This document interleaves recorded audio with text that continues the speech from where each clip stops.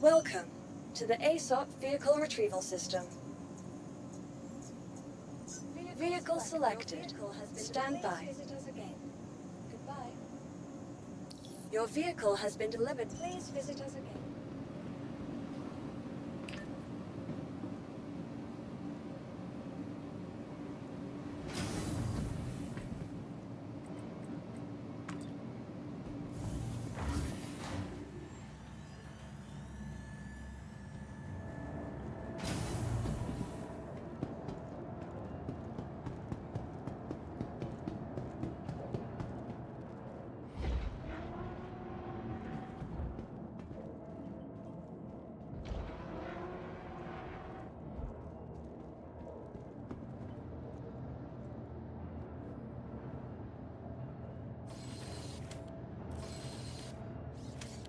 G Bison, thank you very much for the resub, dude. Appreciate that.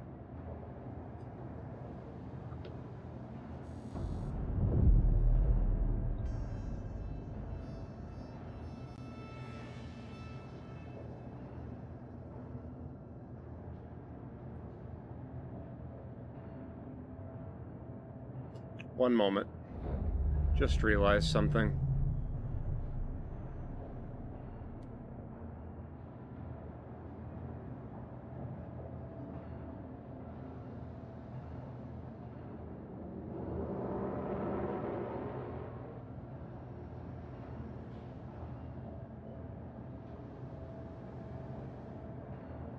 Why does this keep defaulting to 1 every time?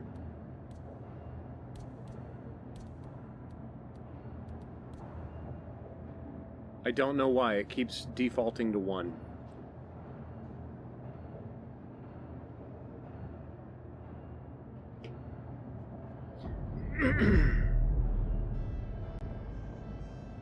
Do a barrel roll. Oh God. I know technically this is an aileron roll, but yeah.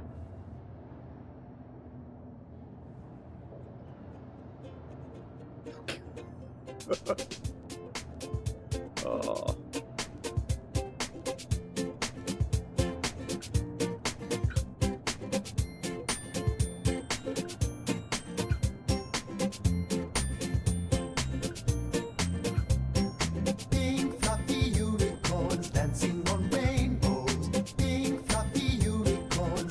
One moment, guys. I apologize.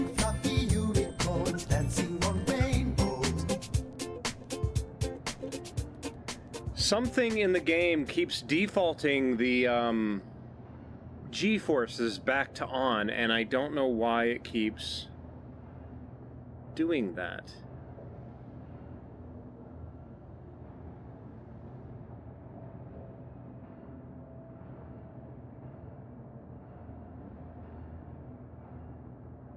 That's so weird.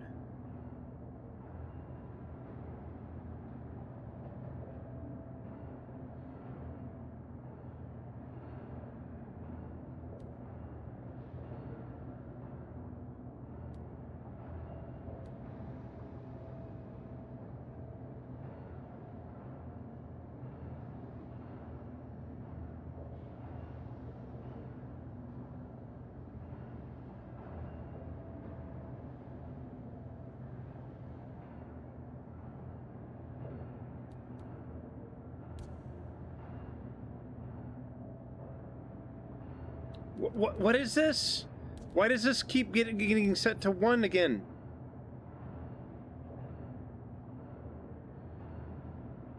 I swear to God, this stupid thing. Like, that's like my biggest problem right now, is that I cannot seem to save any settings. None of my settings save. Time. 11:45. Contact ATC. Contact ATC. You are clear to launch.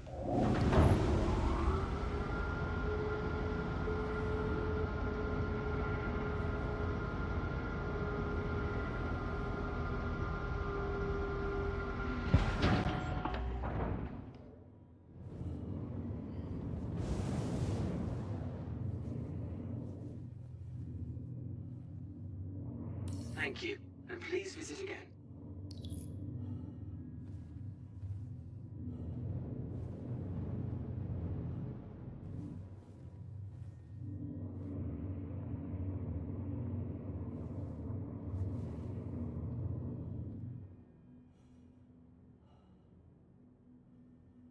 What are these guns tracking?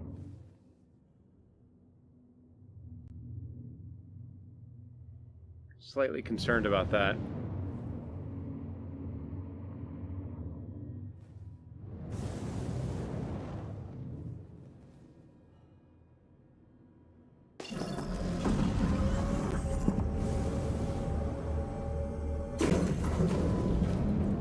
Of course, it deleted my keybinds. I don't...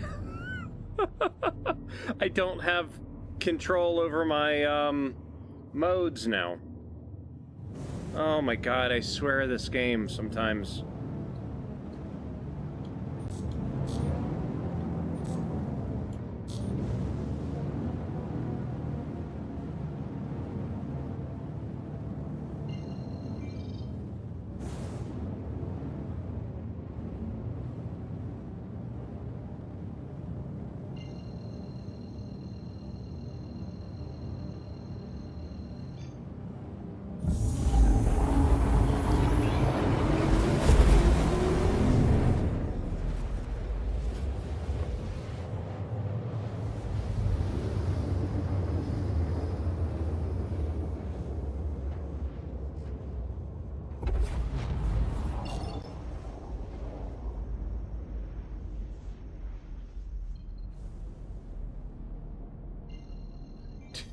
Do we maybe have some mining facility on the daytime side?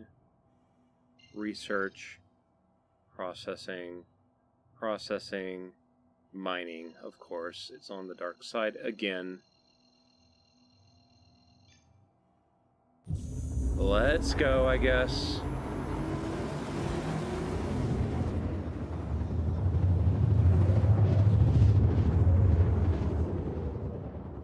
Have they happened to mention if they're doing anything for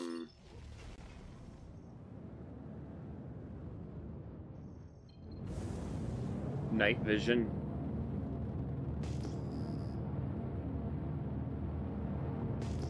Should have finished that thought process.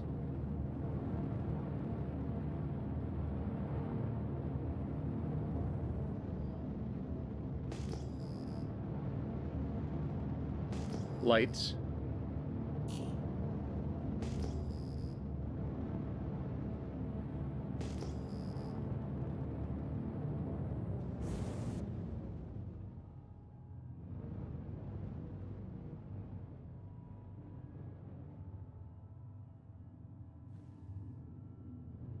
It's frickin' windy.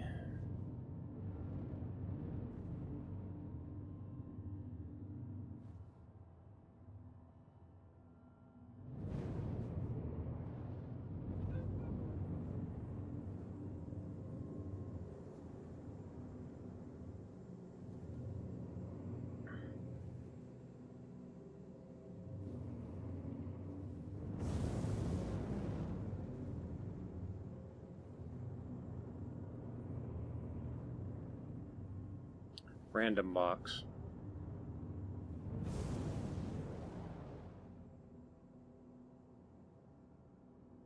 All right, bear with me, guys. I don't know what it is, but every time that I log into this game, it seems like I have to rebind something every single time, and I don't understand why. So we gotta go to operator mode. Yeah, so flight operator mode. Scanning quantum. What? Why is that input 2?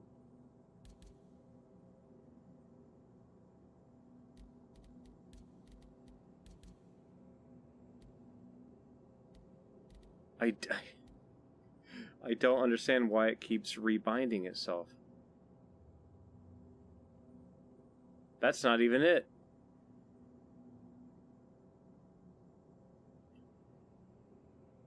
Oh my god.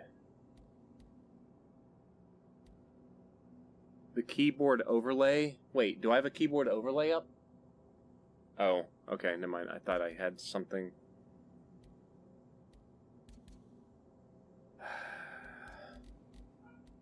It just feels like it's constant fighting with this thing. Is it quantum operator? Or no, hold on. No. That.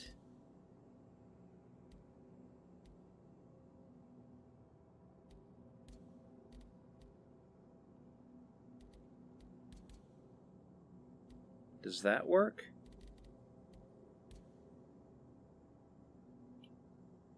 Okay.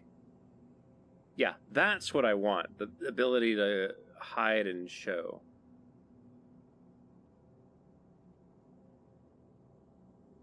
Okay. Star System doesn't have native VR? Not yet. There's a developer working on it, however. Okay.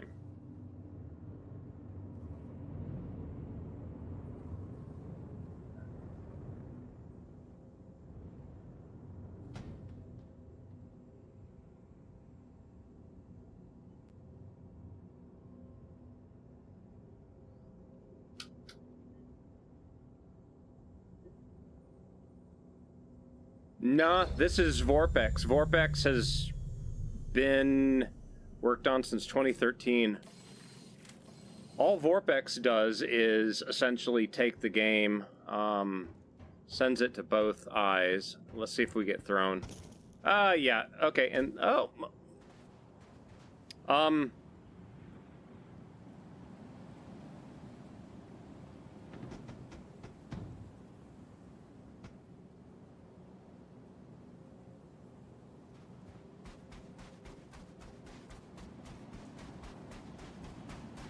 Well, that was different.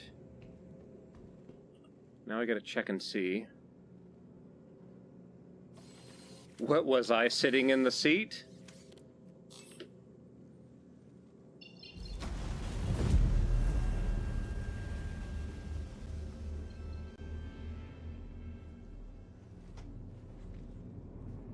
Lights. Okay, we're going to try to park right over here. Just like that.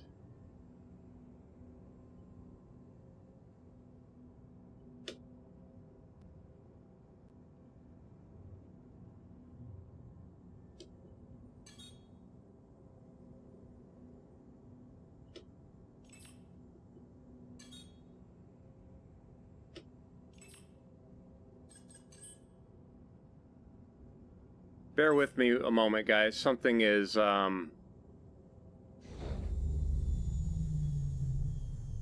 Stop all commands.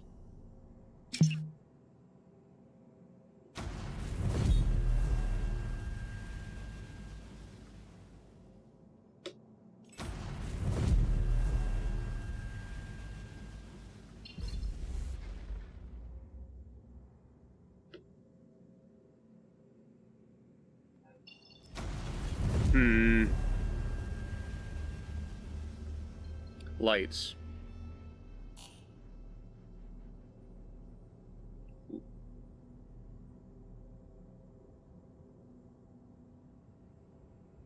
Display info 2.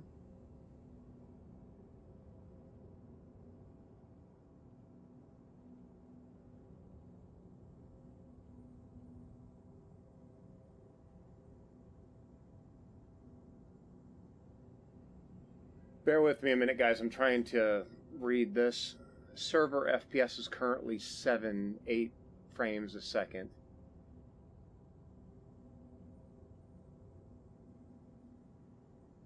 Ping time to servers is bouncing between 30 to 60. I don't know.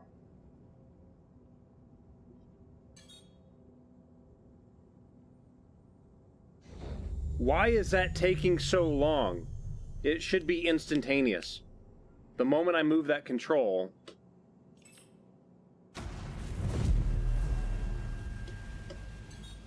See, it should be that quick. Why, like, something's going on with the server where the server's not recognizing that I'm turning the engines off.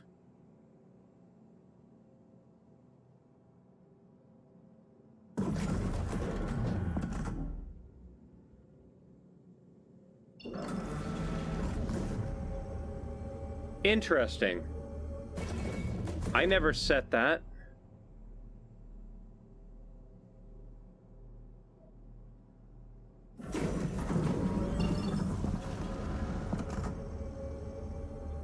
Why? What is... That's the quantum drive. Why is that defaulting on? Can you get VorpX to work on unsupported games? It's iffy per game, to be honest.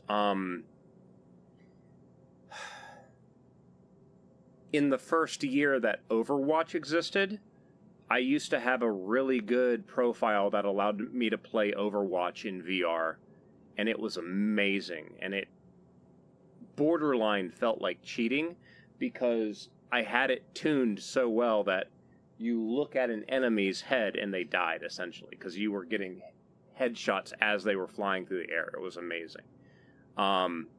Then they pushed a patch, didn't allow third-party things to be connected to it, and never got to play that ever since.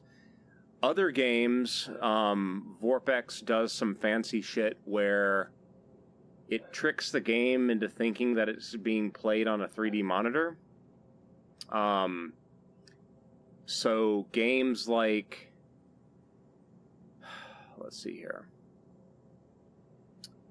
Horizon Zero Dawn, it makes the game think that it's being played on a 3D monitor, so you get full 3D with that game, which blew me out of the water because that game's amazing.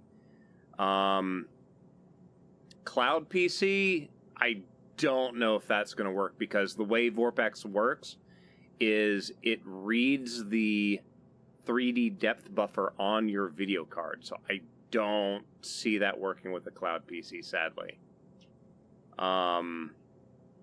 Now, right now, with me playing Star Citizen, I am still technically playing a flat screen. Crispy, to be honest, I haven't tried it yet. I've finally caught up and kind of surpassed my PS4 playthrough of that game, but yeah. The main reason why I'm even playing this today is because Final Fantasy XIV is down for 48-hour maintenance because Dawn Trail comes out Friday. Otherwise, yeah, I'd probably be logged into that game. Now, considering that Forbidden West is supposed to be essentially the same game engine, it's the Divia? I can't remember. I think it starts with a D. It's the same one that... it's the same game engine that Death Stranding uses as well, but I mean, it should. The biggest problem with the Horizon series is for streaming, I can't play it in VR when streaming because you can't see your health, you can't see any of the HUD, because to do proper VR, like, see, okay, if I do this, okay, you guys see my entire screen now, okay? When I do this, it zooms in, and now I've got a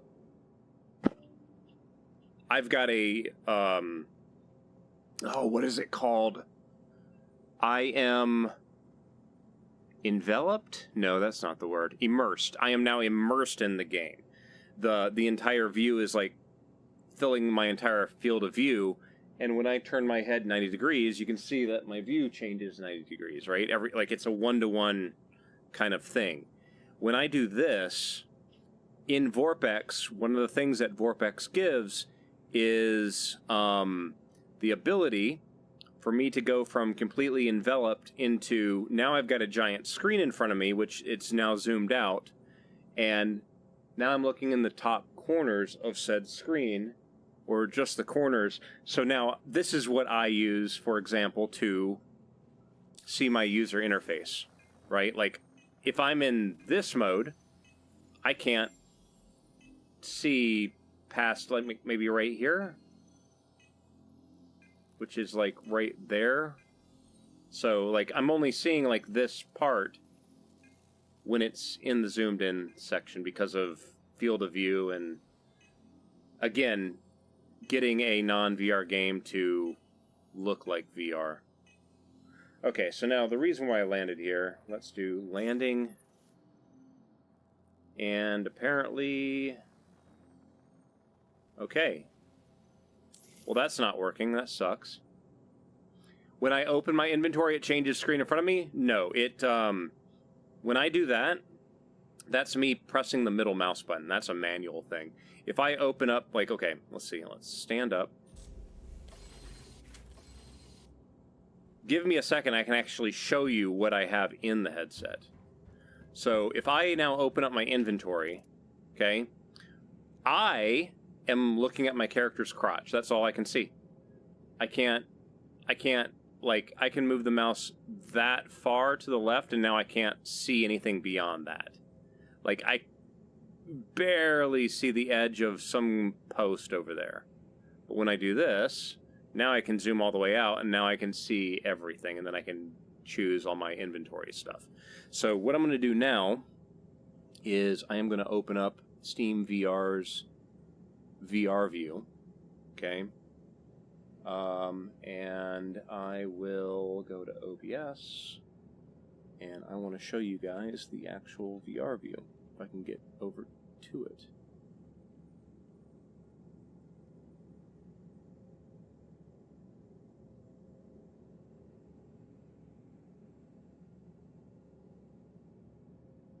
Okay, so this is the actual debug viewer that Steam VR gives me.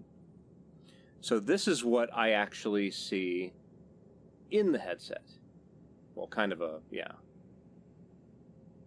So you'll see that if I... See how when I hit middle mouse button, it does this kind of zoom in, zoom out thing, right? In fact, here, hold on. Let me do this. Do something.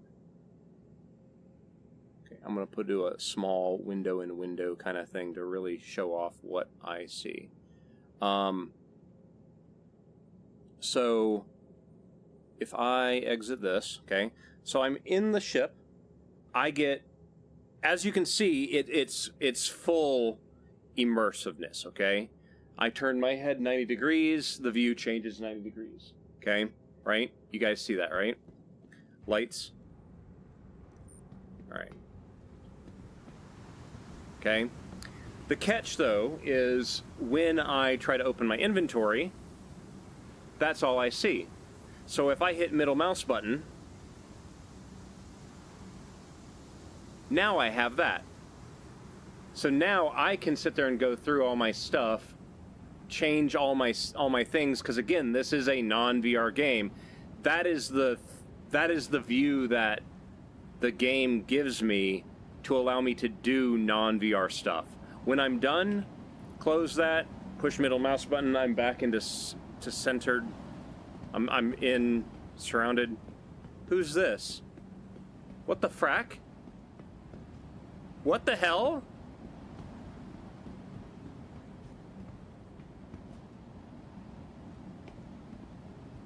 Lights. Well, how can you automate? The game doesn't know if you're opening up your inventory or if you're opening up your MOBA glass or opening up your... Wrong button. Your navigation screen. Like, it doesn't know. Now, that being said, do be aware that there is a Star Citizen developer that is working on true VR support. And when I mean true VR support, I'm talking about I am going to be fully decked out in full body tracking.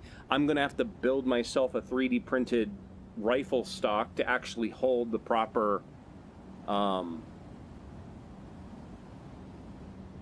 shoulder rest or whatever, all that kind of stuff. So I'm going to have to build all that kind of thing. But does that kind of make sense on the way Vorpex makes a the way Vorpex makes the thing where it allows you to still interact with the VR windows, or I'm sorry, the non-VR windows, but then also allows you to be fully immersed in the game. So, yeah. And sorry, I suddenly have a really bad itch in my ear, and I don't know.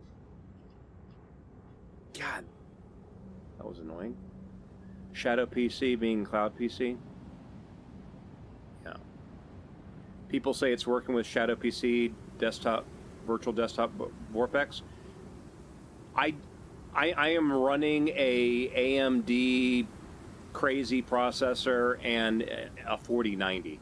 I'm not using a Cloud PC, so I have no experience at all with Cloud PCs.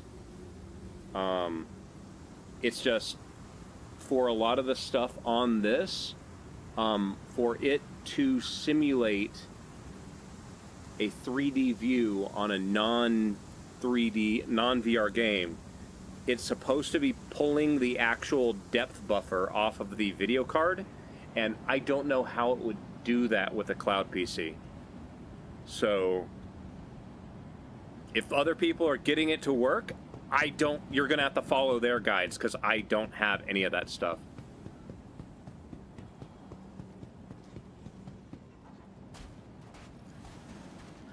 Okay, I think the other ship being on the landing pad is preventing me from repairing mine.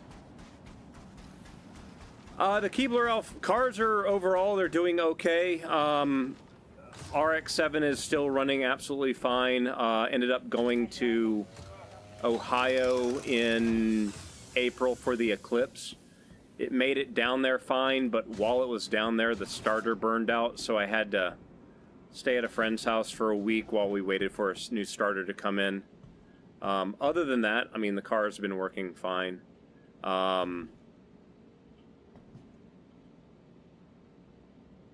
we not gonna... I swear it, they've made these boxes so shitty to try to interact with now. No, okay, no box interaction apparently. Yeah, it's amazing how difficult it is to get an RX-7 starter. There's nothing in there I want.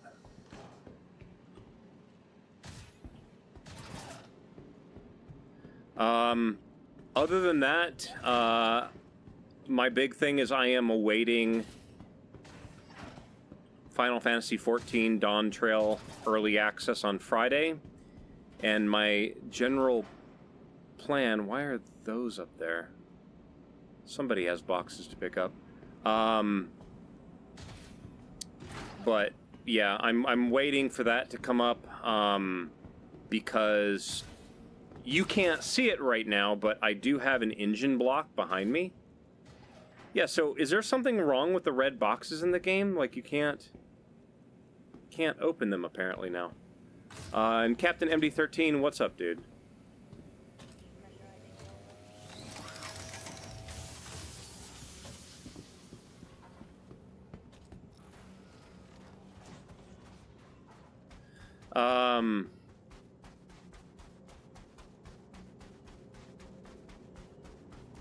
Yeah, I don't know what it is. I can't seem to open up the... Oh yeah, these areas here have no lights at all, and it's like, come on, put a frickin' light up and... Lights. It's like, I mean, clearly it's not like there's a texture, it's just lack of lights. See, another red box. This one I can open. Okay. Sure. Got red pants, red armor stuff.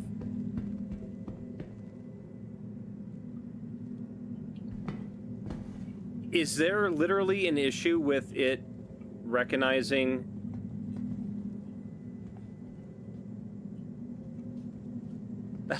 That's the problem. I am crouched. So weird.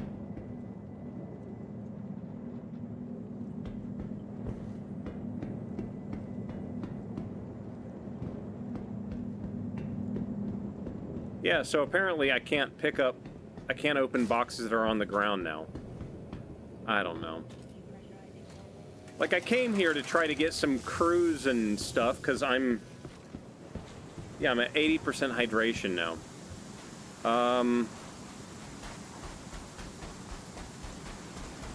Whatever.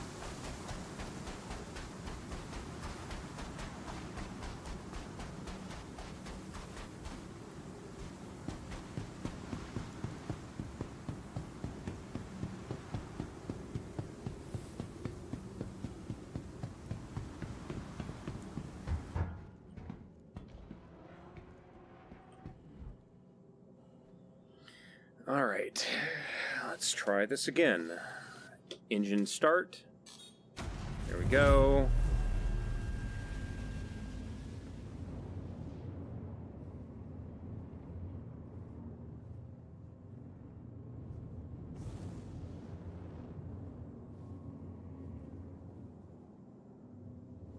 There's a box on the landing pad.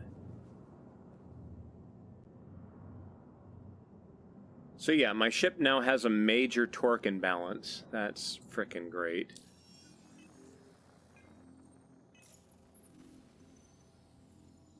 Probably because it got blown away by the wind.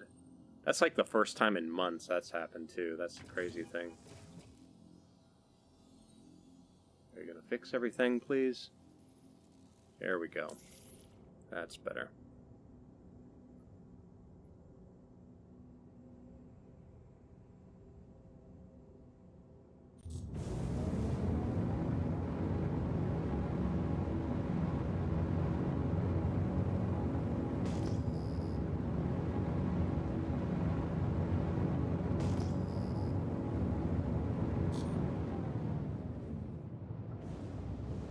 Now, see, considering that there is a stellar body in the sky, or at least there was, did the planet vanish? Where the hell did the planet go? Or is this just one of those bullshit... Oh, no, there it is. Like, that should be reflecting enough light that you should be able to see stuff on the damn... in the dark. But for some weird reason... Yeah, no. Alright, let's... Can we go... No, we need to go to the other part of the planet is where we need to go. Processing. There's Mining Facility 8. And I just gotta remember which button actually engages it. There it is.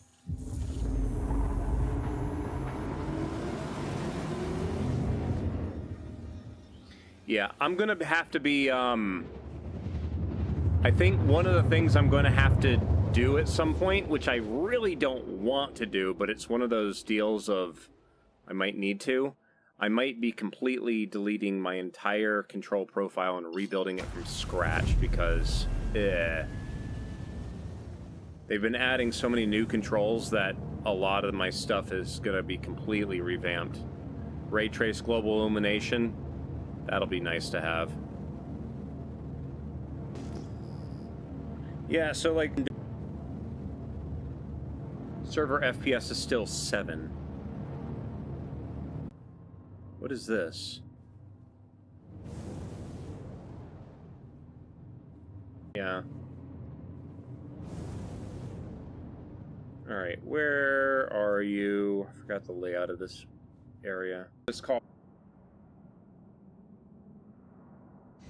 Why is that taking so long? Something going on with frickin' voice attack? Sorry. Time. 12:17. Okay, there it goes.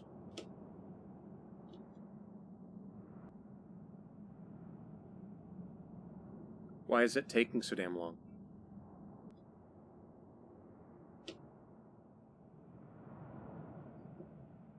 Why is it not seeing my control inputs now?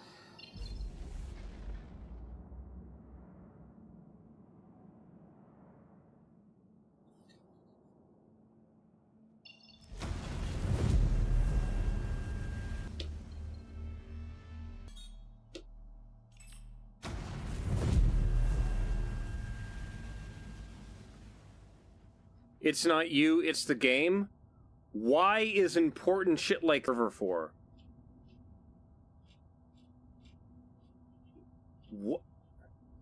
What? That's... yeah. Can I please get out of seat? Everything requires... That is not... That's not how responsive games do it. They don't run everything. Oh my god. Why is it that a few weeks ago this game used to be nice?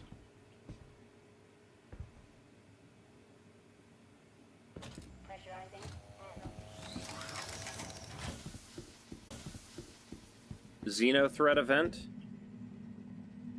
Well, that's an issue then.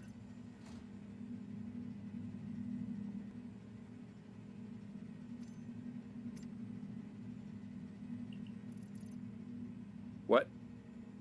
Oh, what was that? Oh, moment.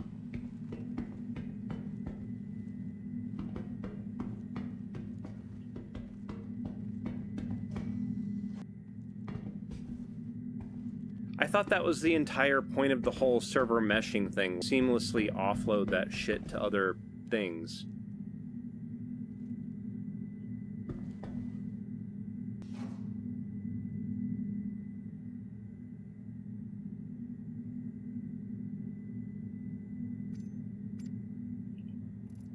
Well, I have now blue pants, because I can't seem to find anything here now.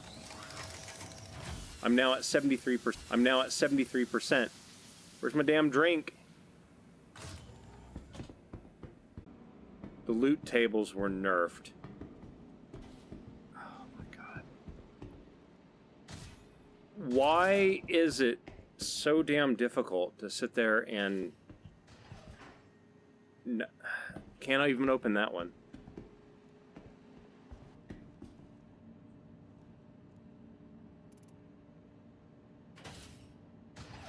Hey, gut cruise.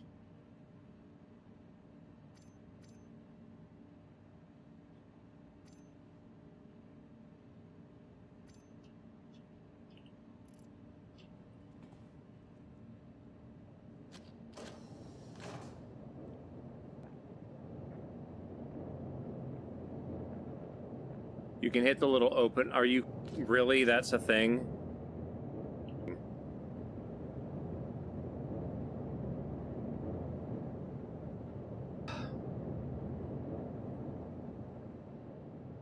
Are you frickin' shitting me? You guys saw that I put the, Oh, no, it put it in, it didn't put it into local. It put it literally into this. There it is. Frickin' stupid bullshit. Have they created a dedicated drop button? That's what I need. Because I have to do this crap where I do something like that. Put the damn... Oh my god. Stand up!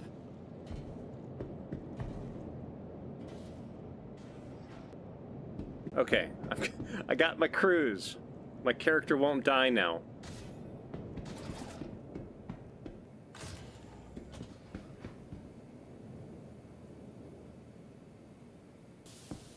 It will open eventually. Maybe. Like, we need dedicated drop and place keybinds, and we need to have the ability where when you... the way you do it makes it affect the behavior. As in, if I might want to place it, but if I just double tap it, it drops it quickly, right? Double tap is kind of that right now kind of thing, right?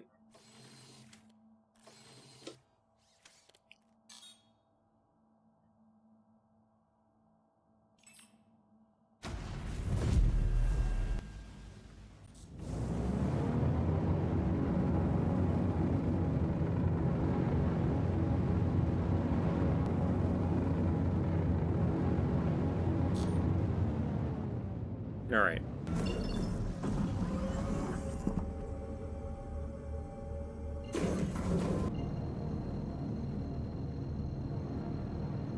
Really? I'll have to try that then.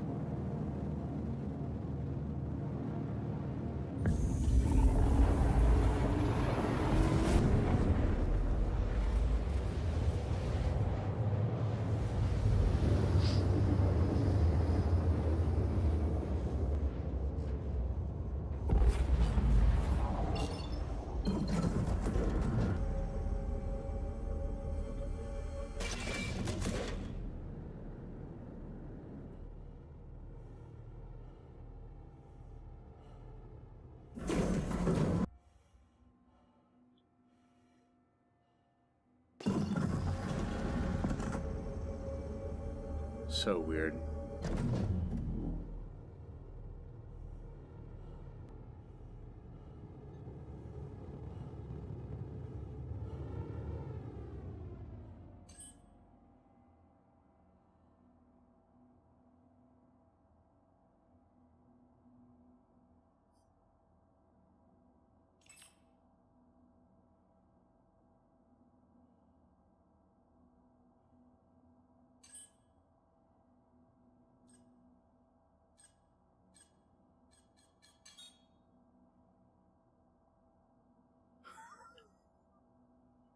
Like, there's literally seconds delay in trying to move power priorities around.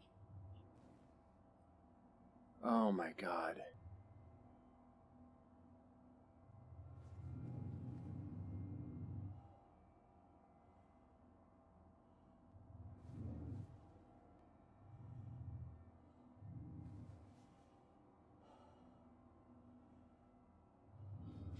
It would be really nice to have, you know, some kind of visual indicator letting you know if it was on this side or that side of the planet. You know. Dashed lines, maybe.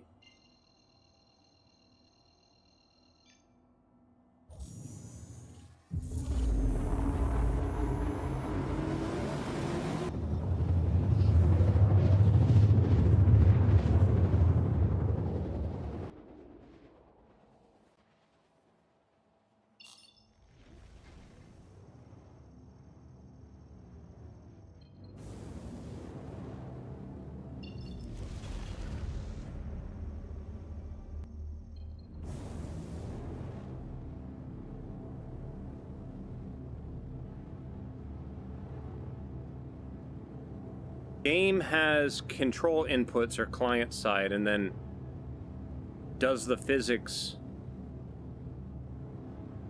It does most of the physics client side, sending it to the server for sanity checks until you touch something, and then the server every step of the way, and then it all goes to shit.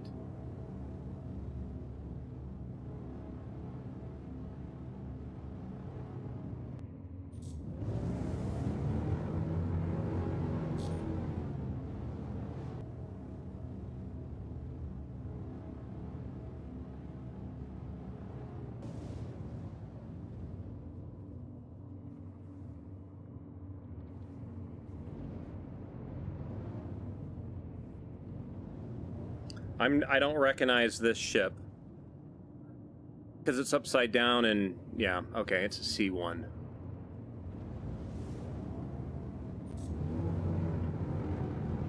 Or one of those type of ships.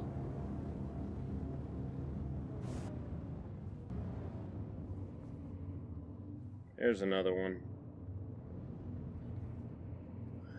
So,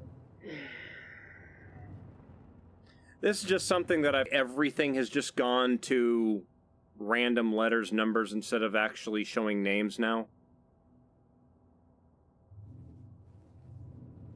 Is it supposed to be some kind of gameplay where you've got identification of names and you have to get, like, more information by, like, I don't know, scanning the thing? Backwards with the scanning. Scanning used to be freaking amazing. This scanning thing, see how it's aimed out the front of my ship? It used to be wherever you looked. That was amazing. Is there like an option that I can maybe that gives me that back where the scanning thing? Actually, I just realized something. Wait, no, this? Yeah, there it is. I can zoom in with the scanning done faster. Maybe. Maybe. Yeah, scanning goes by faster if you narrow it down. Supposedly. That didn't show me. Yeah, here's another issue is that you'll see, like, when I highlight this, okay, it has this kind of surrounding holographic display on it. And, okay, that works okay, but targeting something that's further away, the holographic display is the same thickness. So the problem really far away and or really tiny, when you try highlighting it, like it gets this big glow around it.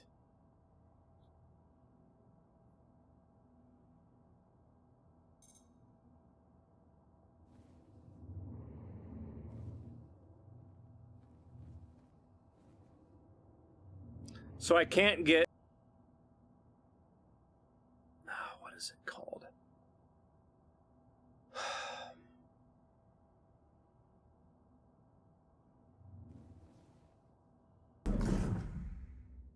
Here's another problem that I'm having.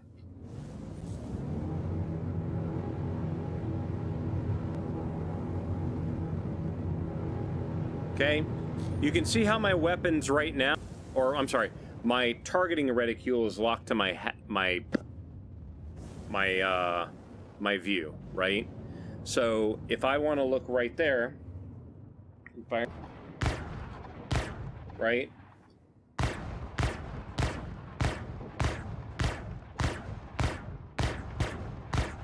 So it follows my head, right? The part that to me is so irritating is that... What was that? The part to me that's so irritating is that that's scanning used to be where I was looking. So I don't know, is that maybe an option somewhere that I just don't know where they moved it to, or... Because I have a feeling it's going to be, it was some option that I needed. Maybe it's this? Head tracking. Position offset, yes. Recalibrate. Smoothing. Disable while seated, no. See that? Why is that not... Oh my god. Disable during FPS, no. Disable during ADS, no. Disable during Mobiglass, okay.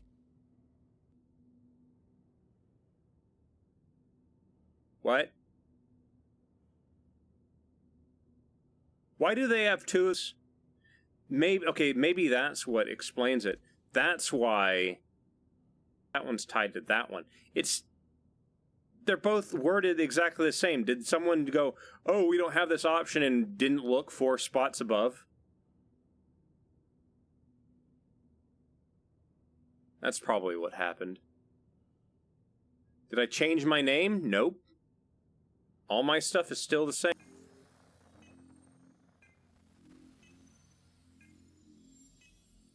I don't even know where that shit goes anymore. None of my stuff has changed.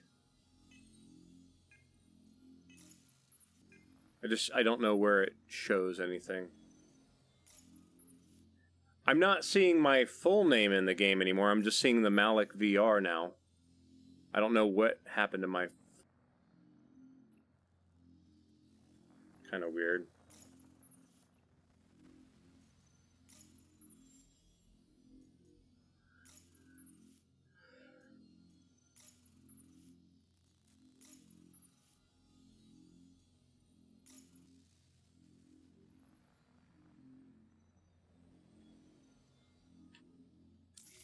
Okay.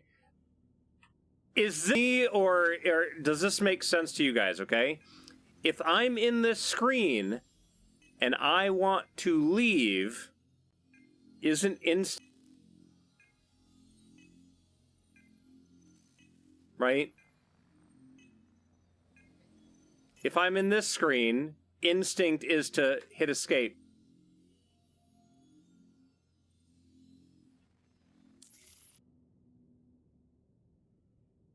It's like every other game out there leaves the thing until you get to the game, opens the menu. And it's like, that is just bad UX?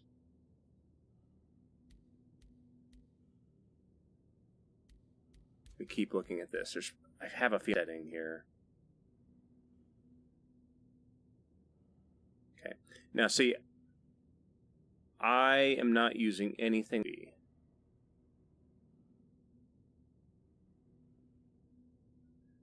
Use device offset. What? I don't know what that is. Let's test. No, it didn't affect that. Here's another question. Does anybody happen to know why my settings and after every time I play the game now?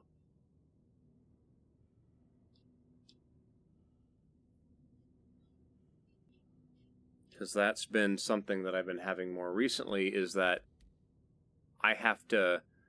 It keeps reverting 2023. Like, I can't get it to actually... Yeah, I can't get it to...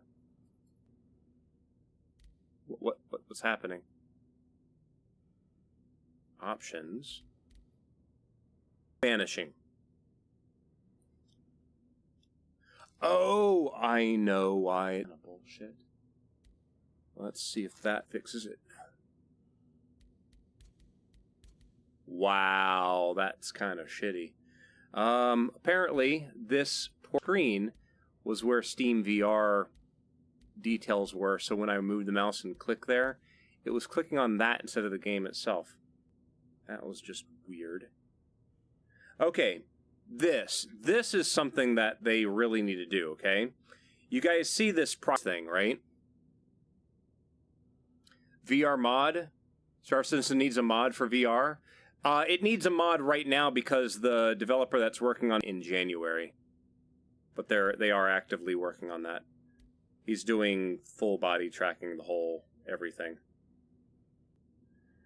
Let's see here. So this, right, proximity assist. What they need to do is they need to have proximity assist tie a graph. And what that graph needs to do is you have a distance and a speed percentage, and allow the user to adjust that graph. Meaning, the ship, as you come in and you get closer and closer to the surface, you want it to, for your preferences, it should become less and less sensitive as you come down and land. In landing an airplane or a helicopter or whatever, as you get closer, you start getting into ground effect, and it does kind of out a little bit.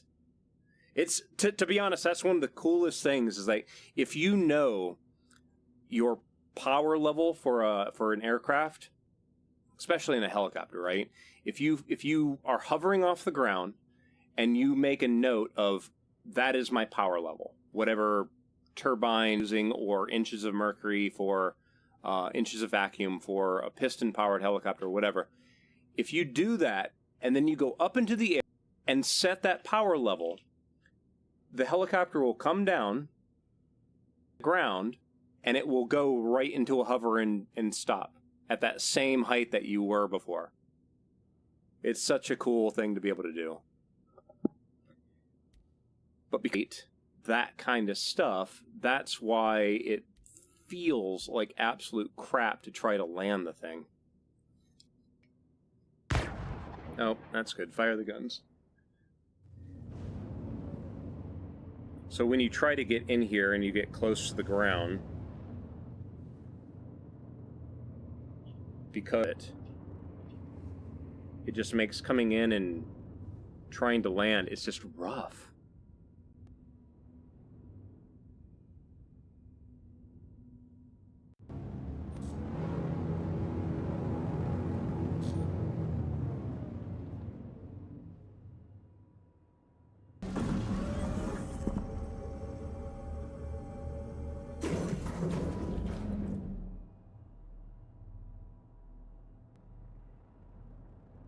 And there's really no reason to go into travel mode in an atmosphere, is there? The shield's up because you're not going any faster, it seems.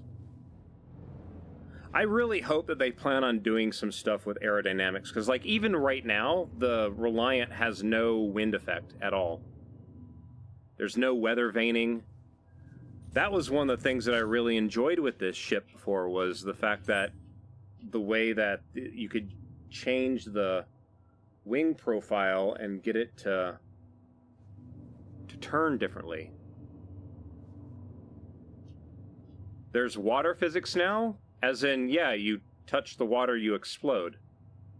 That's like, the water physics are absolute trash in my opinion. The game just has, is ship below sea level? Yes, explode, dead, right? While the physics, you can't see them. Like they're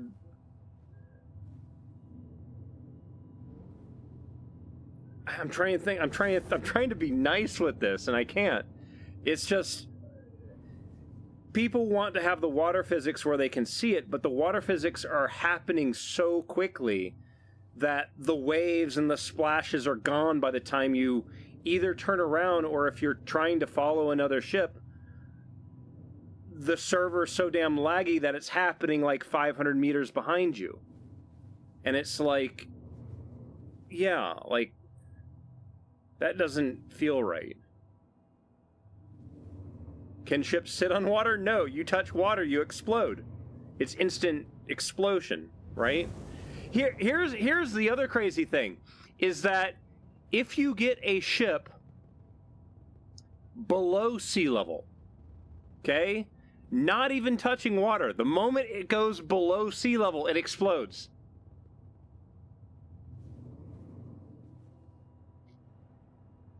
Because they don't have, like, checks for that kind of stuff, sadly.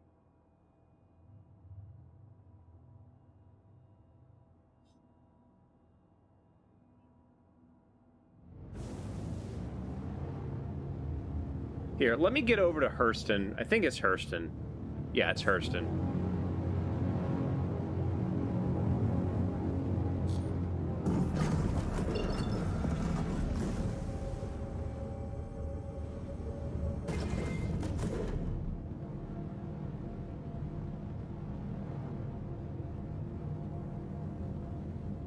Yeah, but the catch with airplanes, though, is that when you take an airplane and you get within a wing's width of the ground, you start getting into ground effect, which is just this cushion of air that makes it hard to get closer to the ground. Right? Like, it's almost to the point where you have to force an aircraft into the ground when you're going like that. Okay, let's go to Hurston real quick. I'll show you. We're going to explode doing this test, but you'll see. Oh, hey, buddy.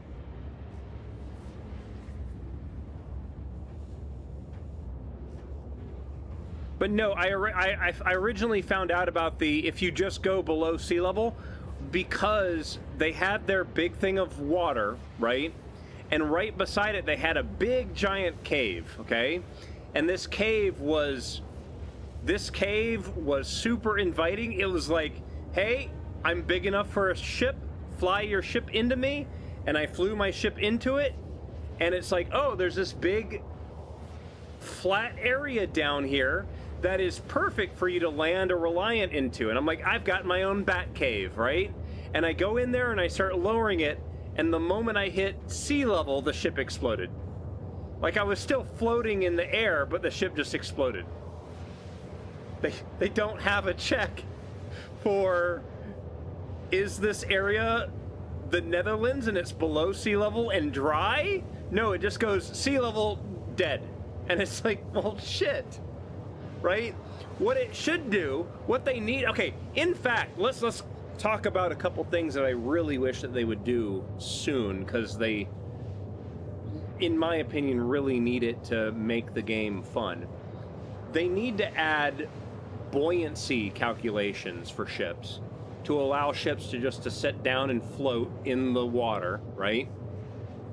Somewhere in that buoyancy math, they need to apply that to the hover vehicles, because right now the hover vehicles physics are complete and utter trash. Okay, I have legit built better hover vehicle physics in games that let you code your own shit than Star Citizen has. Like, that's how bad it is. In the games where I've built my own physics stuff, what's happened is, let's say you're a meter off the ground, okay? You've got a sensor from the vehicle going down a ray trace, essentially, a single ray trace, to get the distance, okay? At 1 meter, the amount of gravity and the amount of upward thrust, lift, should be equal, right? Well, if you raise that to 2 meters, you don't want to turn the lift off. You want to reduce it because you want to get back down to 1 meter, right? If you go up 10 meters, again, you don't want to turn it off. You want to reduce the amount of lift. So it comes down, but as it gets closer, when it gets to, say, 2 meters, it detects, hey, yes, I have a downward velocity. Start applying an upward lift vector so then it comes down smooth, right? Right now, Star Citizen is like, I'm this high off the ground. I'm going to jump off something. You're way high up in the air. You're not a meter off the ground. No upward thrust. No upward thrust. No upward and by then it's too late. You're underground by the time the physics sees the next frame, and then you explode. And it's like your vehicle hovering thing, it needs PID controls. It needs, yeah, it is a PID control issue. Proportional integral derivative. I had to learn that trying to tune my boost controller on my car. Holy frack. I finally learned how to finally do that many years after I originally tuned it, but my God. It's crazy how my 3D printer can tune that automatically. Hey, buddy. But there's stuff like that that it just blows my mind. Like, I shit you not, you can go on to Second Life and get better hover vehicle scripts than what Star Citizen has now. That's how bad it is. Right? That is literally how bad Star Citizen's hovering mechanics are.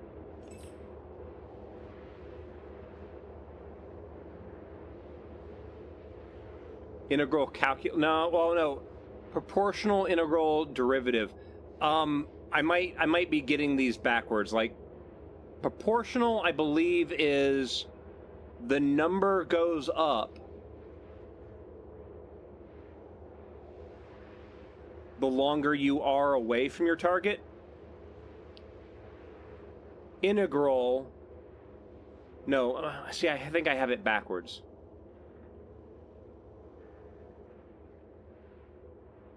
Played with these controls in Gmod when I was doing floating contraptions.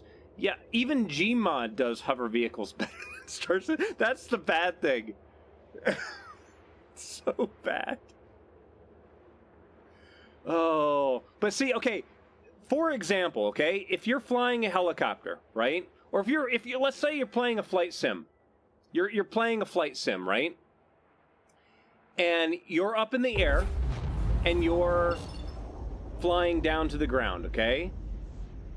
If you're coming into land, you don't take said airplane or helicopter and fly it at that angle, at that vertical velocity, until you hit the ground. Unless you're in the Navy. That's Navy, yeah, Navy. Usually, as you get close to the ground, you slow down your descent rate. Right? So you start to pull up, you start to arrest your vertical velocity, and then you come in nice and gentle. Star Citizen doesn't do that part. They're just like, hey, yeah, we're up in the air, we smash, and then your hover bike is exploded all over the ground in 1,000 pieces, and you're dead, and you got to go back to Tressler and fly back to wherever you're going. So that's, yeah, it's annoying. Would that still work in a no atmosphere zone? You're still using the hover components of the vehicle. I don't know where the hell I'm at. I don't know. I'm going over here. Oh, only the Navy comes in and just lands by smashing the airplane into the ground.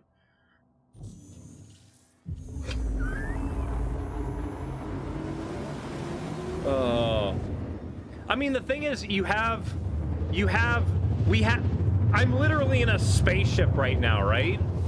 The spaceship, when I'm coming down to a planet that has no atmosphere, yeah, I stop my vertical velocity and don't crash into the ground, right?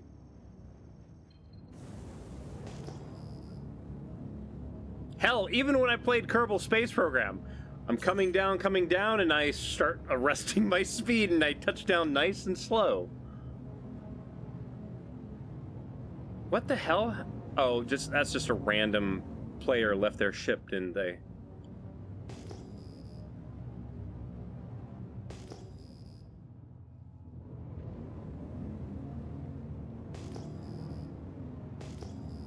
I don't think there's any caves around here.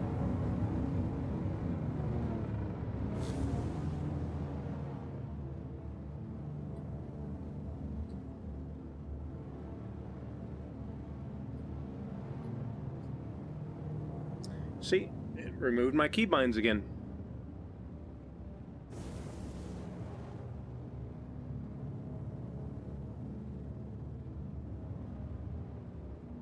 See, like, this is the part that's really annoying, right? Okay? Check this out. Let me show you guys something.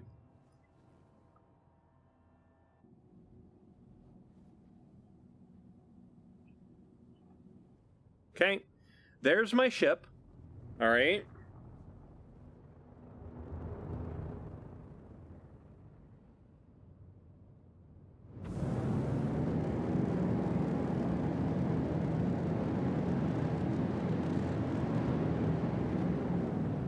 There's something wrong with that.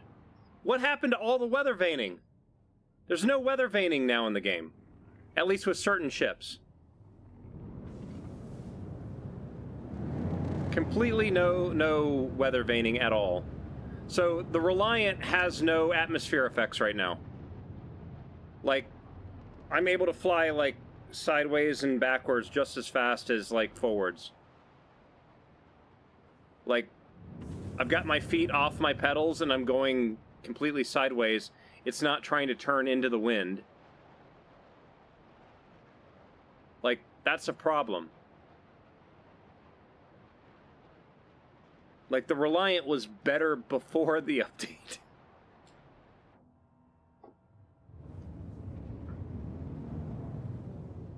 Yeah, but you would think they would have some basic weather veining in it. Something.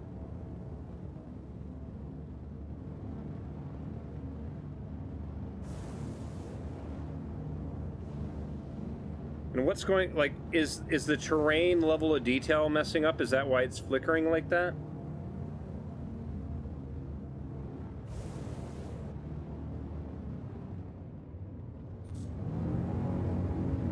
Alright, I gotta find, like, an ocean thing. Well, see, okay, that was a thing. Remember when, a few months ago, they had that F5C golden ticket ship or whatever the hell it was? I might be getting the identification number wrong. People were like, oh my god, this ship is amazing, blah, blah, blah, and all this kind of stuff. Did people not realize that ship had no atmospheric effects being applied to it at all? Yeah, the F8C Lightning, that's it. That ship had no atmosphere, and that's why that ship was able to go 1,000 meters per second where other ships were doing 400. And everyone on the forums were like, oh my god, this ship's performance is amazing, and that's why everyone wanted one. And then they did whatever, they changed it.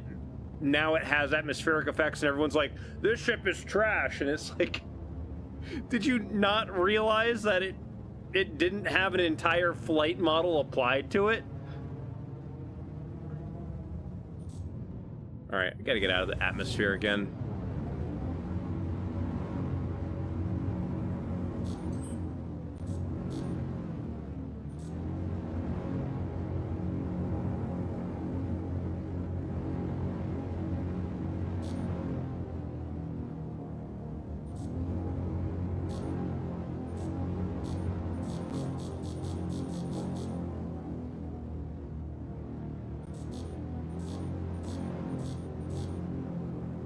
The GSAF, I don't remember it making that beeping sound when I tried to use the boost.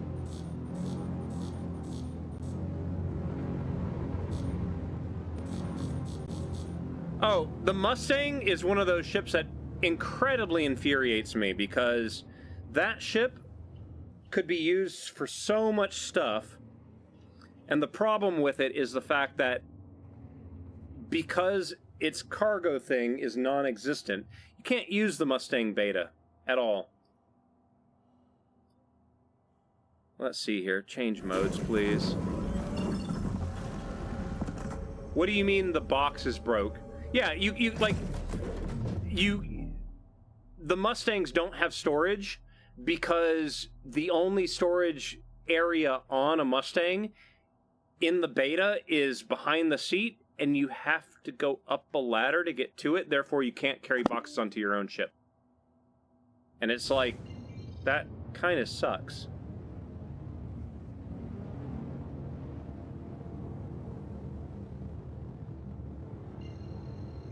Alright, I need to see if I can find water.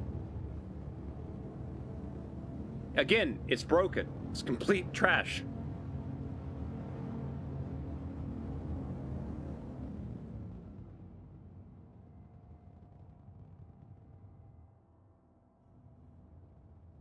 Okay, I think that's water down there.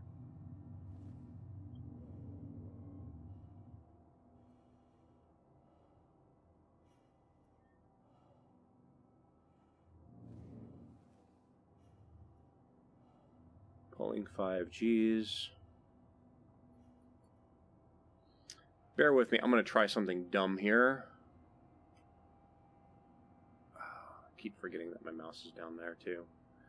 Options, keybinds, advanced, control profiles. Okay, that's my newest one.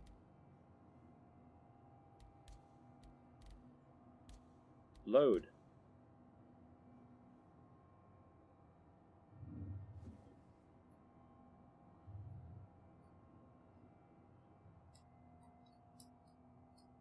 See, nothing.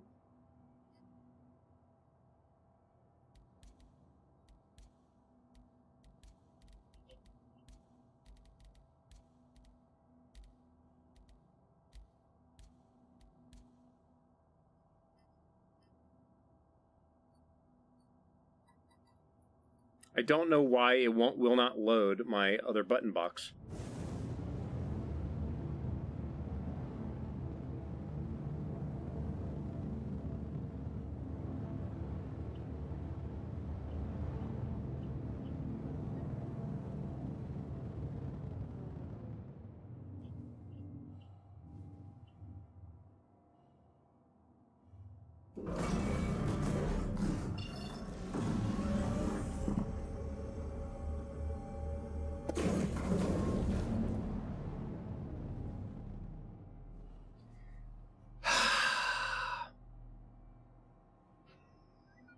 I swear this damn thing. Okay, you guys literally just saw what I did, right? Like, please, sanity check, okay? Here I am. Keybinds, advanced controls, control profiles, select the thing, only load number 4. That's it. Only load number 4, right? Why did it reset all of my stuff? Okay? Device profile, device load. I didn't load anything else. Okay? And this is the crazy thing. Controls, joystick 1, flight movement, and for some reason my strafe is now inverted again. Okay? So here I am. So check this out. Ready? Up, down. You guys see that little indicator, right? Up, down. Left, right. That's the controls I have right now, right? Open it up, options, keybinds, advanced controls. None, none, none. Joystick 4, load.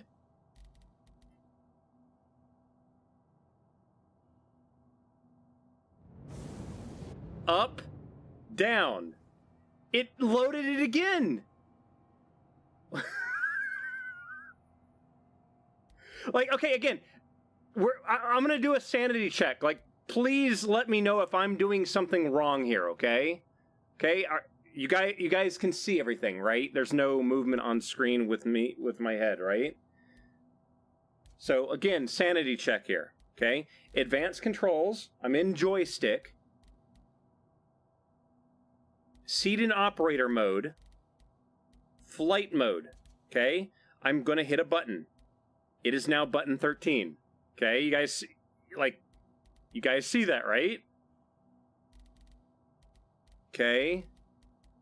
Controls, inversion settings, joystick 1, inversion settings, flight movement, flight strafe, invert, no. Okay, you guys see that, right? I've got my keybinds correct, I've got my flight inversion correct, right? If I now go to control profiles, okay, save, and this is now going to be called Malic 2024, that's today's year, 06 for the month, 26 for the day, okay? You guys see this, right? Save. Right? You guys see that, correct? Okay. Back to the game. Up, down. And I've got the controls back, right? Why is it when I go to options and keybinds and advanced controls and control profiles, okay? And I load that profile I just made, okay, and I load everything.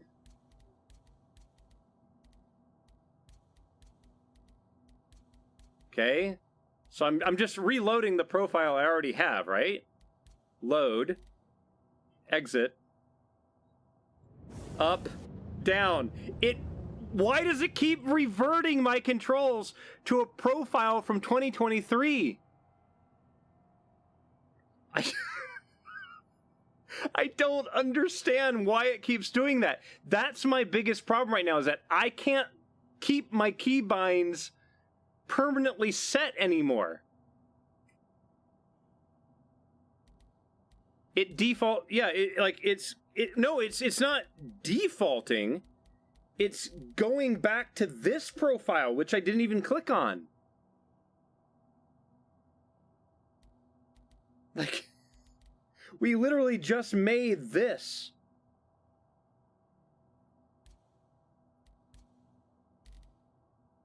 And up, down. Like, my controls are inverted, and it kept the keybind, but why did it revert my... Why did it go inverted again? Like... Why is it doing that? Up, down, left, right. Like, it just blows my mind. Like, what is causing it to do that? It keeps it keeps resetting my damn inversion settings every time. It's just getting super frustrating. And then sometimes, yeah, like I can't even get it to save the keybinds. Like, it keeps reverting to the old version. So there's like, and I've gone through and I've like deleted the old version and it keeps popping up. Like, I don't know what else to do with that.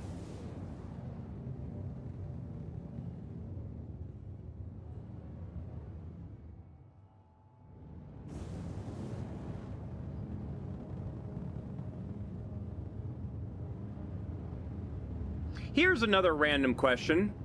Let's say I am in combat mode, okay? So here I am. I'm in combat mode. I've got my shields up. All that kind of stuff. Pew, pew, pew. All that kind of thing, okay? Is there a way to go directly to flight mode, or does it have to load up my quantum drive every time? Can I just go directly to... Can I change master mode directly into flight mode? Is that a thing?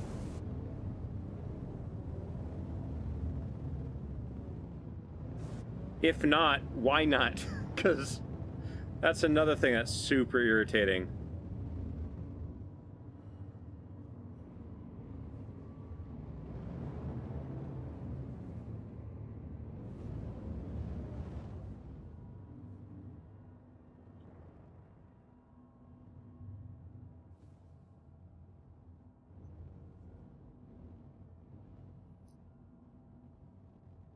Are there statistics on... Is there a tonnage rating on how heavy a Reliant is by chance?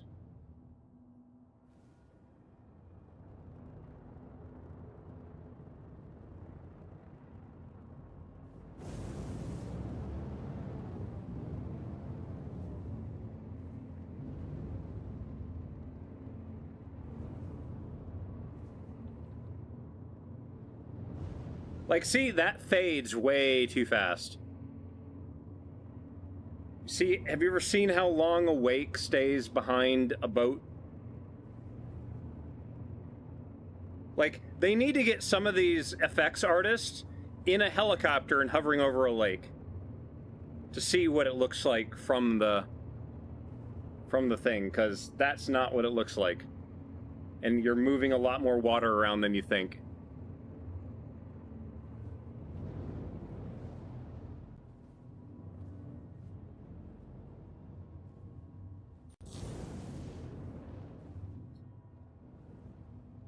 Like, that is barely even disturbed. And this is a multi-ton spaceship. equal and opposite reactions, right? If you have, and I guarantee you this is at least 10 tons, okay? If you've got a 10-ton spaceship, if you've got a 40-ton spaceship, okay?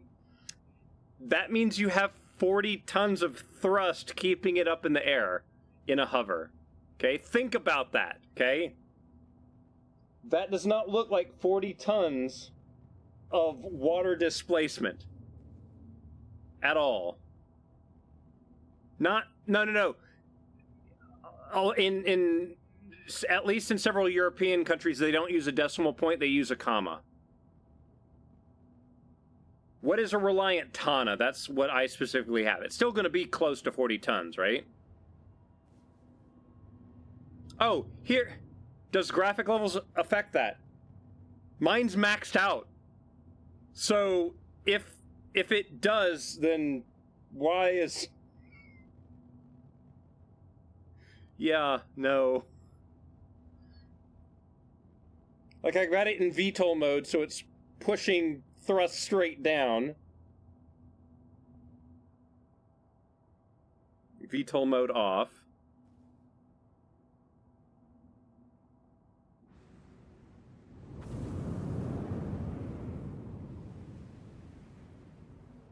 Like, see there, you get a little bit of this wave, and then it just dissipates. Like, that goes... Why is it that no video game has ever been able to get a proper smoke grenade? I almost want to sit there and say the game that I've seen that had probably the best smoke for a time was like Squad, but I think they've made it worse since. Where smoke, you know, lingers.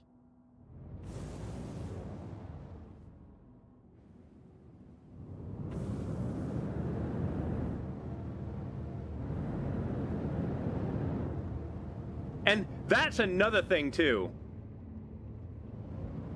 That is another thing right there, okay? Why is this a frickin' thing? Okay?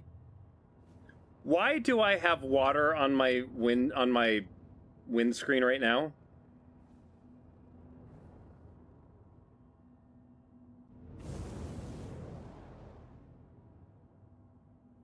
The spray's back there. Why is it getting more and more difficult to see as I go faster? You should be able to see more the faster you go. And that another little pet peeve of mine as a pilot. Higher winds are higher up because there's no trees or cliffs or buildings or structures to get in the way, right? As you get closer to the ground and you have surface friction and rocks and trees and all that kind of stuff, two things happen. One, the wind direction changes by about 90 degrees. That's God, I've gone blank on what that's called. Coriolis forces, right? Wind direction at altitude and wind direction at ground are 90 degrees from each other. One of those really, really weird things. Wind speeds also slow down drastically, right? That's the reason why when they talk about having a big passenger airplane and wind shear, it's because they're coming down and the wind at a slightly higher altitude is going this way. They get down to where the ground friction is and it changes like drastically. The wind's going the like other direction and then they have to compensate for that, and that's where the airplane's doing all the crazy shit. Why is it that the wind speeds get faster the lower you are in this game? You go to a moon and you're up in the sky and everything's perfect. It's super clear. You get down and there's a windstorm on the last 10 feet. And it's like, what? Here, hold on. I gotta pull something up real quick to show you guys. Hold on a second. Also, why the hell is that scale thing off so much? Let me show you guys something here real fast.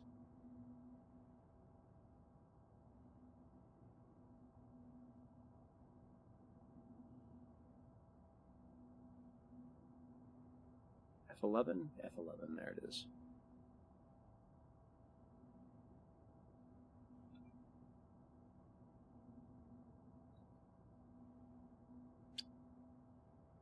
Display capture? Yes, display capture, yay! Okay. What we have on screen is a website called Van Dusky. Right now it is displaying wind direction 2 meters over the ground. Okay, and in fact, here, hold on. Wind speed. There you go. So the more blue it is, the slower it is. So 4 or 5 miles an hour. Wind here is like 27 miles an hour. Okay. You can see how low pressure zones, they go counterclockwise in this area of the world, while this high pressure zone is going counterclockwise. Again, you got to think about what's happening with the air pressure. Low pressure is the air coming down. High pressure is air getting warmed up, more energy, and it's going up. Now, be aware that this is air wind speed 10 meters over the ground. Okay? If you go up, and this is the crazy thing, to 500 hectopascals. This is where you at that point you have half of Earth's atmosphere below you, half of Earth's atmosphere above you. Okay, and this is like 18,000 feet. You can see that at this point, winds are a little bit faster. A little bit faster.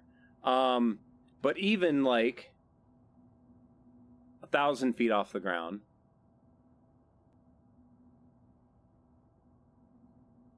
you have like this drastic kind of, I mean, there's nothing there. It's water. Of course, it's going to get up to 50 miles an hour.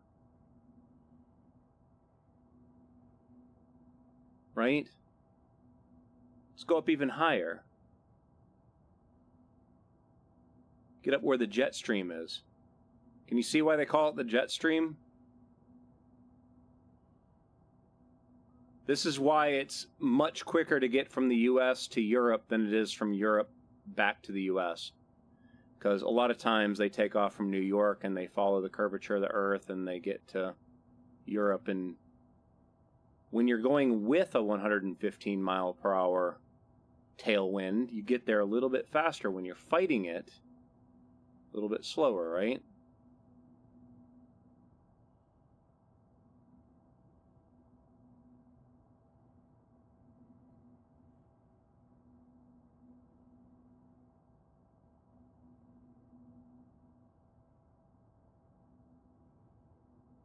See, here, because there's no trees and stuff to get in the way because it's over water, it's following the same direction as the air way up above, right? So back to 30,000 feet. Okay, you got the air moving that direction. But when that air hits the land and it starts having that ground friction, look at that. Suddenly the air is going, turns 90 degrees. It's going the other direction from where it is where there is no friction. Like, that just, it just, like, it should be where your ship, if you're going down to one of those windy moons, if you're saying, let's say, Eastern Europe, wouldn't it be better to go the other way around and follow the jet stream? There is a point where there is distance versus the gains you get. Because, like, when you have a 100 mile per hour jet stream, and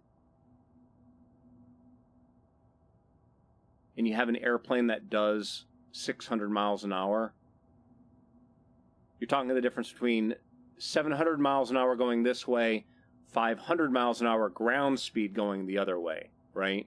It's just, I think, if anything, they would alter their course slightly to maybe stay in the area that's outside of it, maybe, and not go right through the middle of it.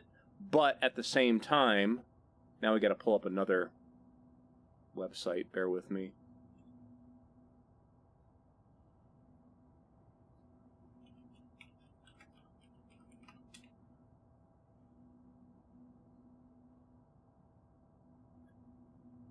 Catch with that is when you have all of the airplanes around the world, and you can see when you start zooming out, like you can see the routes that they're taking. Okay, like for example, if I click on this airplane right here, okay, it's going to show you a track of where it was flying at, right? If I click on this one right here, you can see how that track, and again, we're looking at a two-dimensional map of a 3D body. The Earth is a oblate spheroid, right? This is technically a straight line, or pretty damn straight. It's going over the planet instead of, whatever. Again, from here, following this line is less of a distance than from here going straight on this map. It's one of those weird things with maps. Yeah,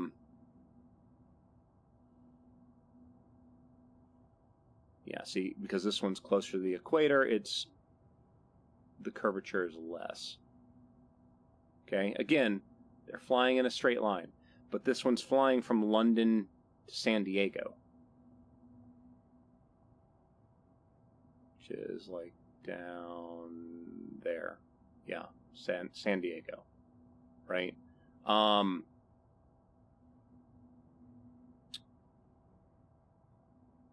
on.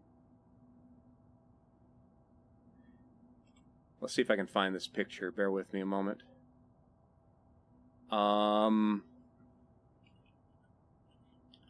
Longest point to point via water in the world. See if I can find this.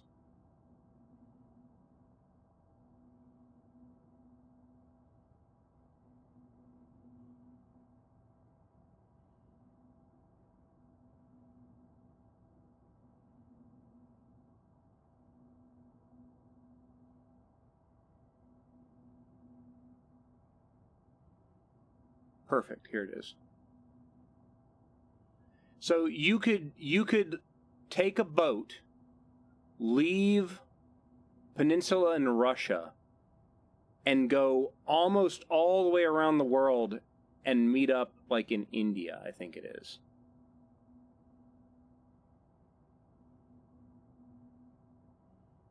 You guys ever seen this? So like if you start at that point in Russia,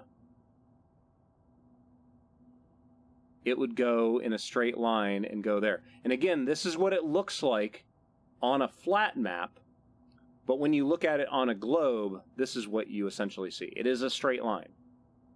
You go that way, you go through there, threading the needle because you're getting really close to those bodies, getting really close to the coast of Africa there, but you can still technically hit that, right? This is the reason why when you see like orbit lines of the International Space Station, they have this shape. Technically, it's just orbiting in a circle around it, but that's just the shape that it makes when it's on a flat map.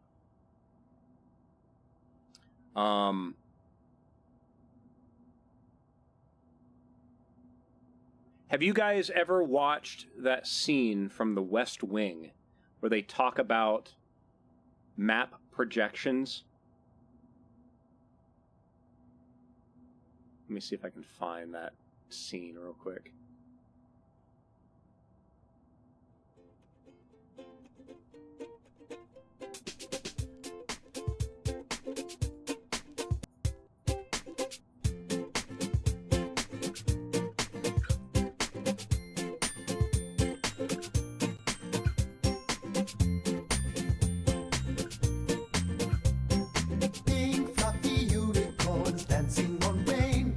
Hey, Striker Wolf, what's up, dude? Unicorns dancing on rainbows. Pink fluffy unicorns dancing on rainbows. Okay, this video is from 12 years ago, but yeah.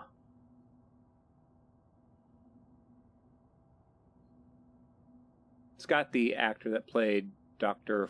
Phlox in Star Trek Enterprise.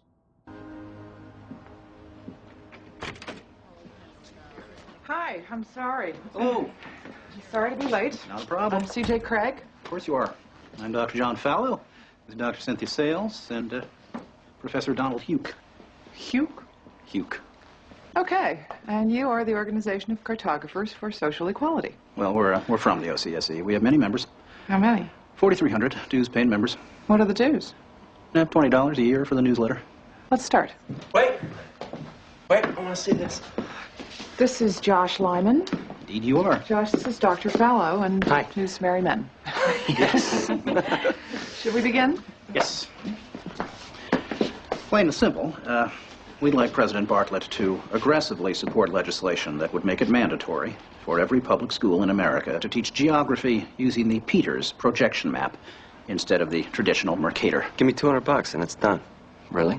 No. Why are we changing maps? Because, CJ, the Mercator projection has fostered European imperialist attitudes for centuries and created an ethnic bias against This the is third world. actually like a thing Really? that happens. The German cartographer, Mercator, originally designed this map in 1569 as a navigational tool for European sailors.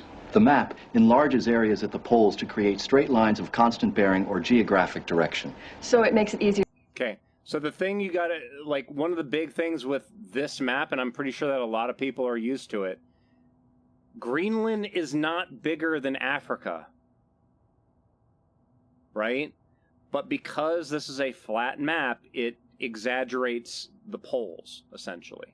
Easier to cross an ocean. But This is it where distorts gets the weird. relative size of nations and continents. Are you saying the map is wrong? Oh dear, yes. Look at Greenland. Okay.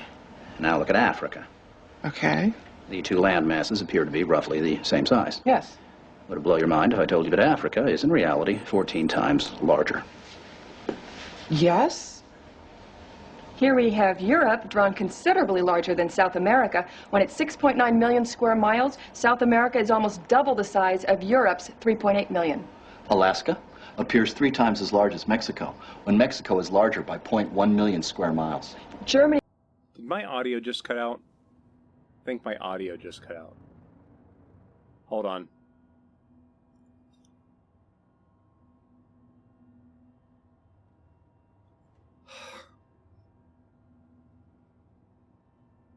No. Is my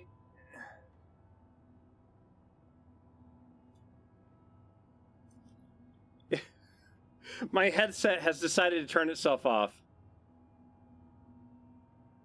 I don't know. Oh, this is frickin' great. I have no control over my ship.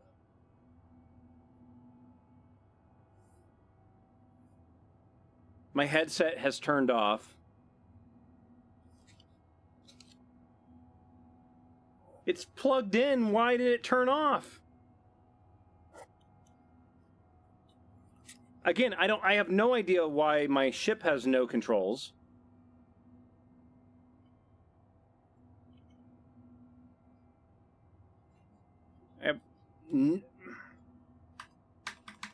Can't even escape out of the game.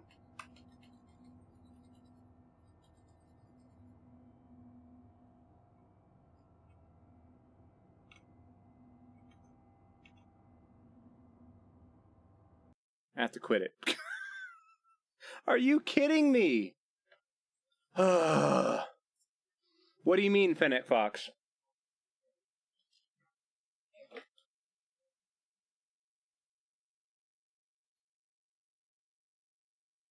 Why the hell did that just Germany completely appears in the crash?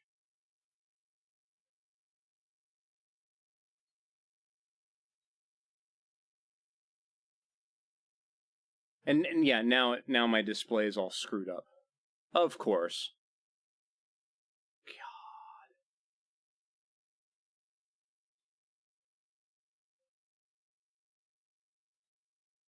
Apply.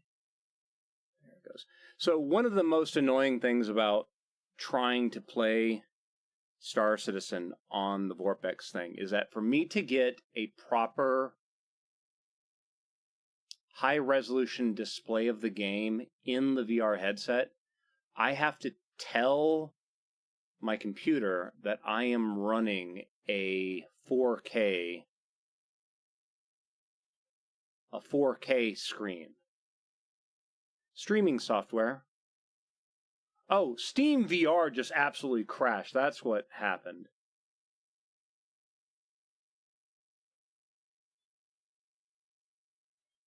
Holy crap. Okay, well, I guess I'm not playing any more of that today. That's annoying.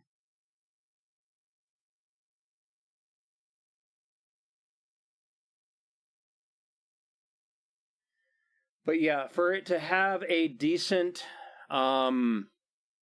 resolution in the headset, I have to mimic a 4K monitor. So then it takes that, puts it in the headset with me, and then that way when it does the whole zoomed in thing, it gives me nice high detail, right? So apparently me having it up on my head and being that the headset wasn't being used, it decided to turn itself off, which is super irritating.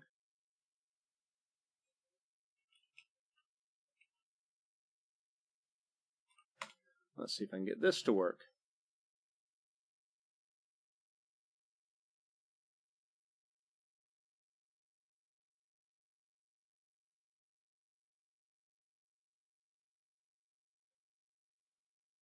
Maybe.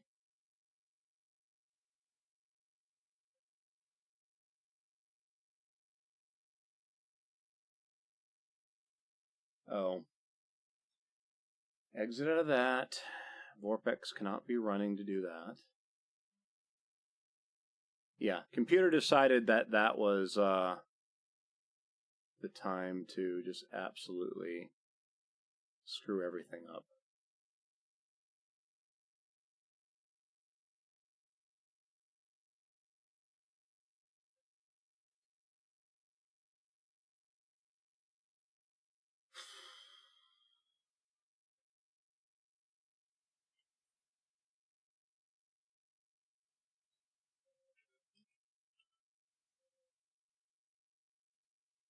Load, please.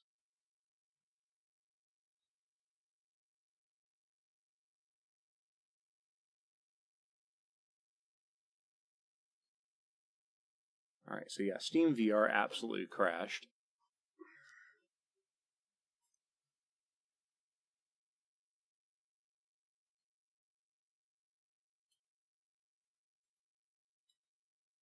Update.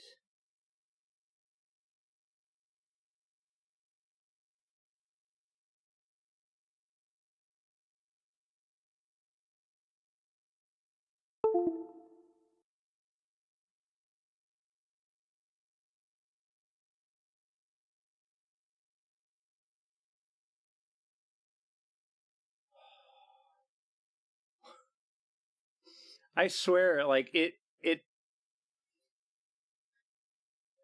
I think games downloaded their updates better years ago. Like, why has it been that smaller game updates now take longer to update? It's got 2 gigs to download. I literally just updated Final Fantasy XIV today. It had 96 gigs that I had to download, and it downloaded it in a few minutes. All these other games are like, oh yeah, we're gonna download so slow. The patch for Final Fantasy XIV is live, yes. Servers are still down until Friday, but they did push the patch out. So you can start doing the PC update now.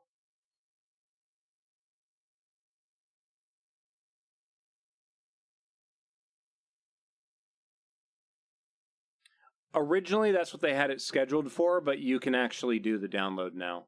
I think they kind of try to do that to prevent people from, like, piling up and downloading everything. In fact, here, hold on. Somebody mentioned that the current download, it's not encoded, so people are able to get, like, the new music directly out of it. Hold on. It's not playing in my headset. Of course it's not. Headset, please turn back on. If I can find the frickin' button. Wait, where's the button? I've lost the button. There's the button.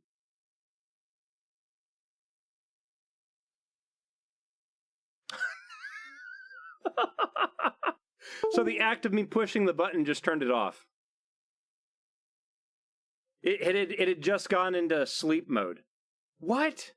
I swear, Meta, get your shit fixed. Like, I literally have dev mode where it's supposed to disable sleep mode. Like, why is it doing this? No, turn on.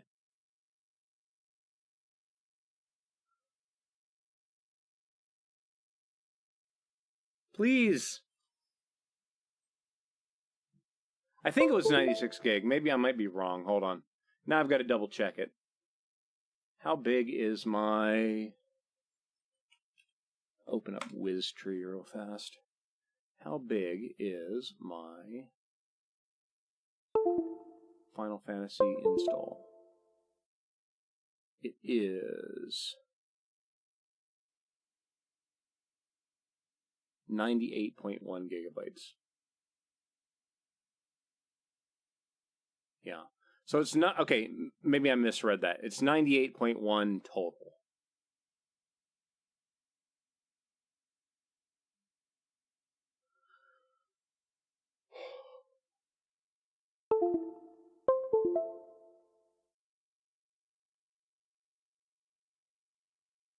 I mean, Baldur's Gate is 141, Star Citizen 105.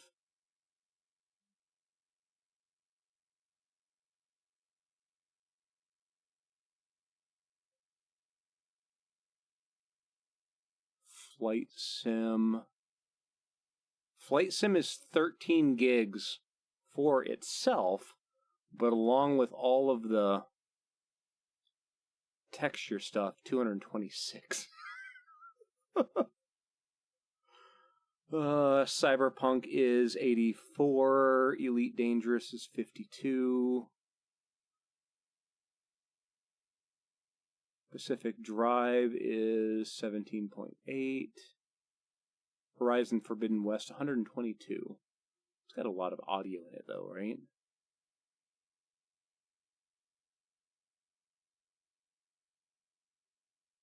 DCS World, 167. Why? What? Why do I even have DCS World installed? That's just I don't play that game. Uninstall that. Manage.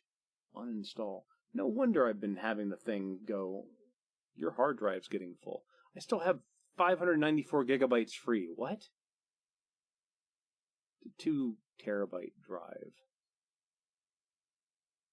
Refresh. Such a weird thing, I swear.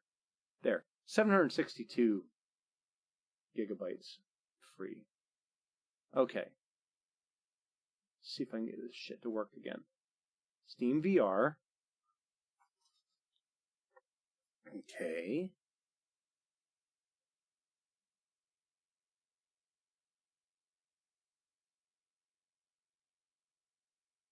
Did that launch? Okay, there it is. Okay, and now I click on Steam Link.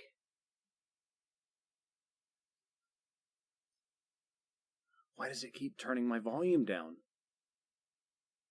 Let me guess. It's going we want to take care of your hearing, and we automatically turn the volume down. Stop doing that shit!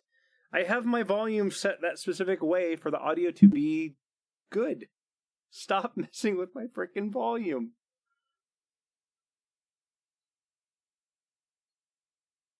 Oh my god.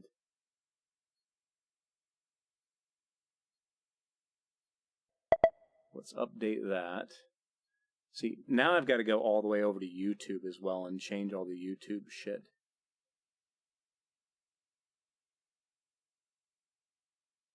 Where's all the YouTube stuff? Well, and this is another really annoying thing. Does anybody know of a standalone program that I can run on my PC that takes Twitch chat and YouTube chat and combines it into one that I can see in my VR headset?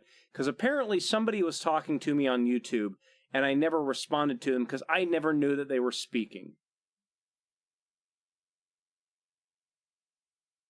God, that is annoying as hell.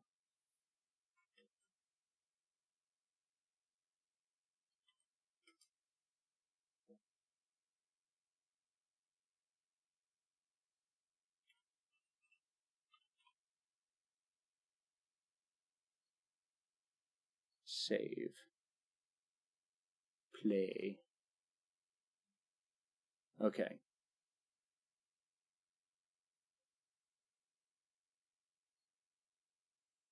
Hopefully this works again. This would be really nice if it worked.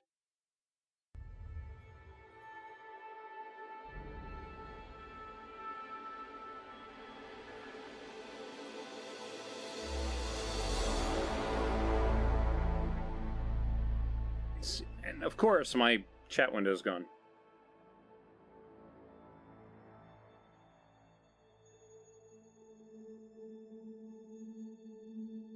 Give me a... Oh, video card's doing its thing and breaking everything. Streaming software.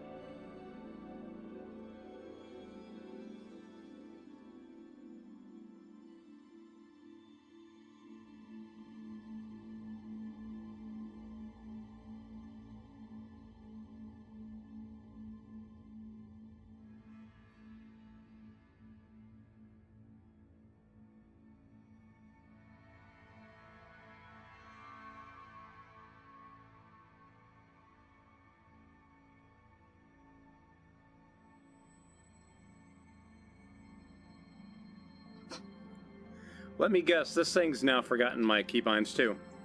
Oh, shut up! Oh, I swear.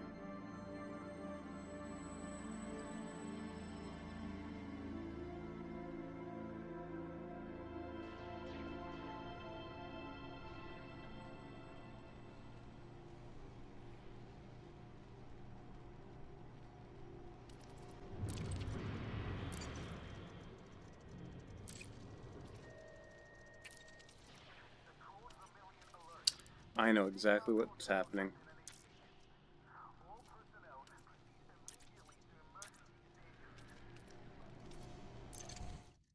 I know what's happening. Fifth controller's not plugged in, and because of that, it doesn't recognize anything. So let me find the fifth controller and plug that in. There we go. Just need the fifth controller plugged in, and then it will be absolutely fine. All right, take two. Play. Is that the same Frosty as the mod manager? I have no idea.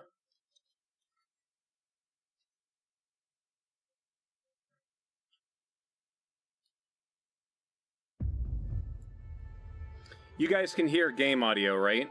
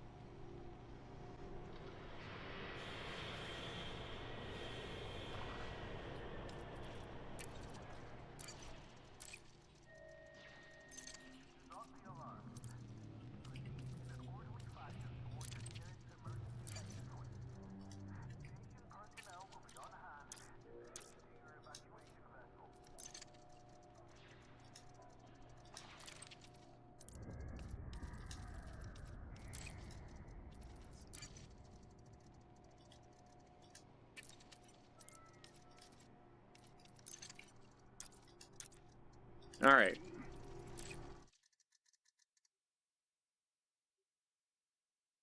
Didn't they show the Type 8 like a few months ago?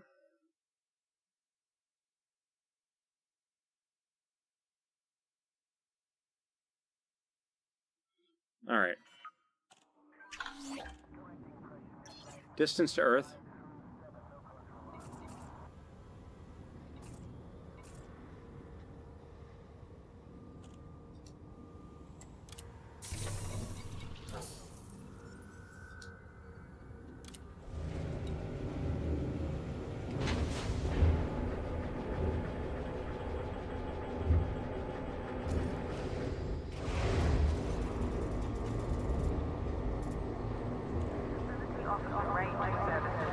Check your information panel after docking for more details.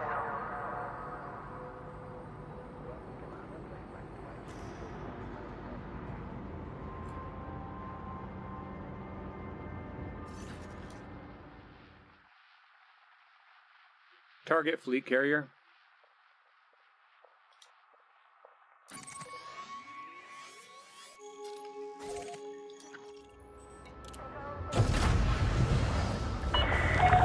Ship uncoupled. Exit the station quickly and safely.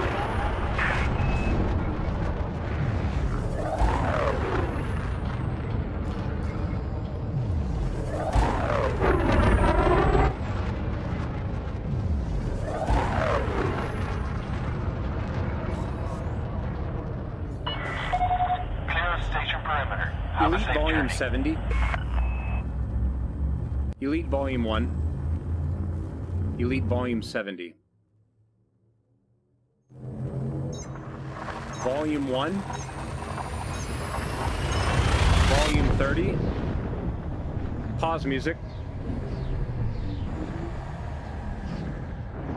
Volume 40.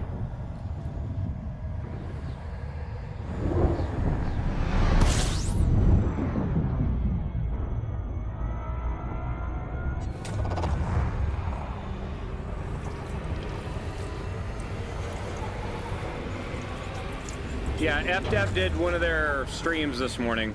Or, not morning. Game time.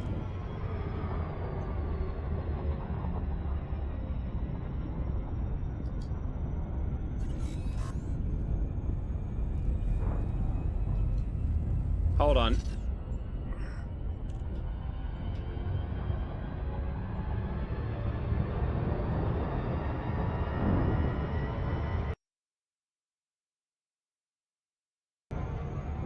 You guys are getting audio, right? Hold on, I gotta double check something.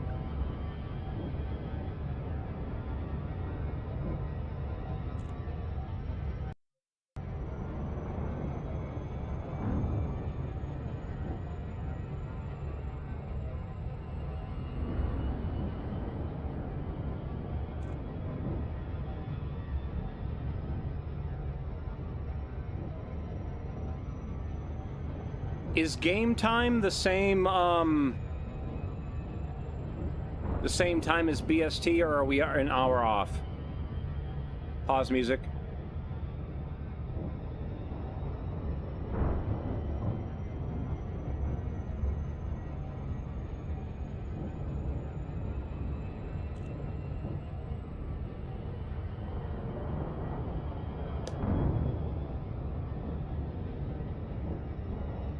What time is it in England?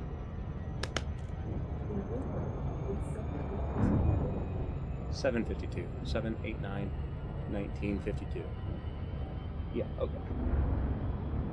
There you go. Yeah, 19:52. So yeah, the game is showing UTC, not British summertime.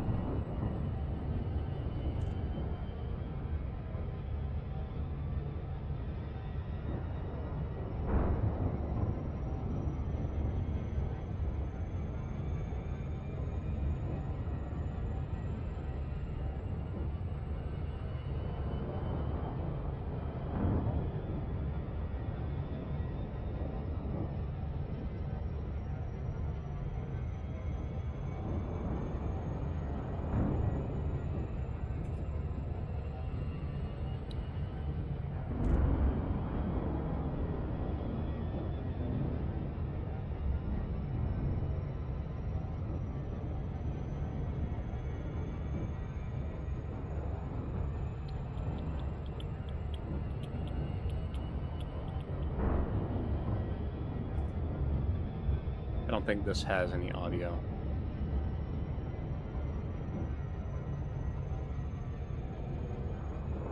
The thing is with this ship is that, like,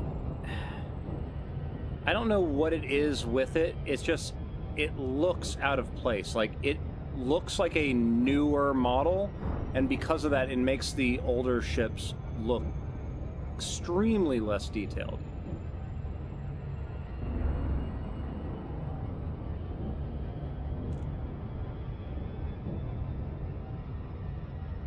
Like, it's just, it worries me because, and see, what the hell is that? See, and again, this is one of the things that it really concerns me, because in their development version of the game, they're not getting all the shadow problems. Are we getting the shadow problems in the client version? Are we essentially getting a redo of the shadow bug on the planets? Because player shadows don't look like that.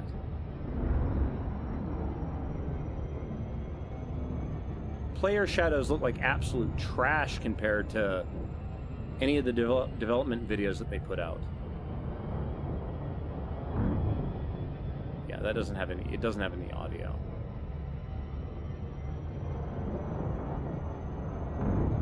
Like, shadows have been broken in Elite Dangerous since Odyssey launched.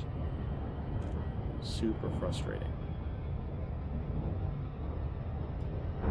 Also, the people that do the camera views here, they really need to learn how to do locked to world camera views and not locked to ship constantly.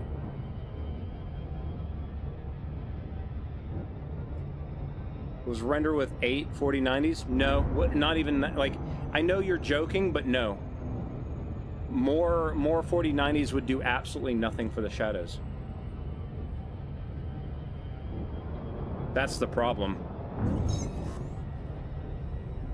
You guys can still hear the game, right?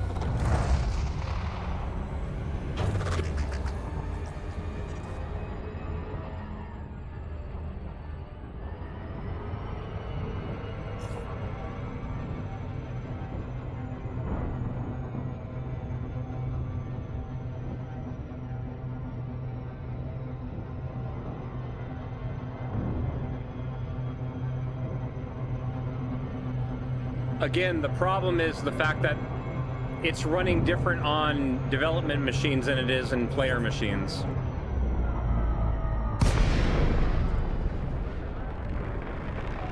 Right? Like, okay. Communications established. Welcome to a carrier, Commander.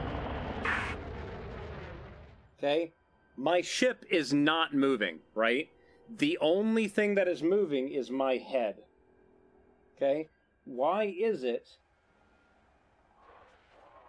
that the shadows... See how it looks like the shadows are, like, dancing there?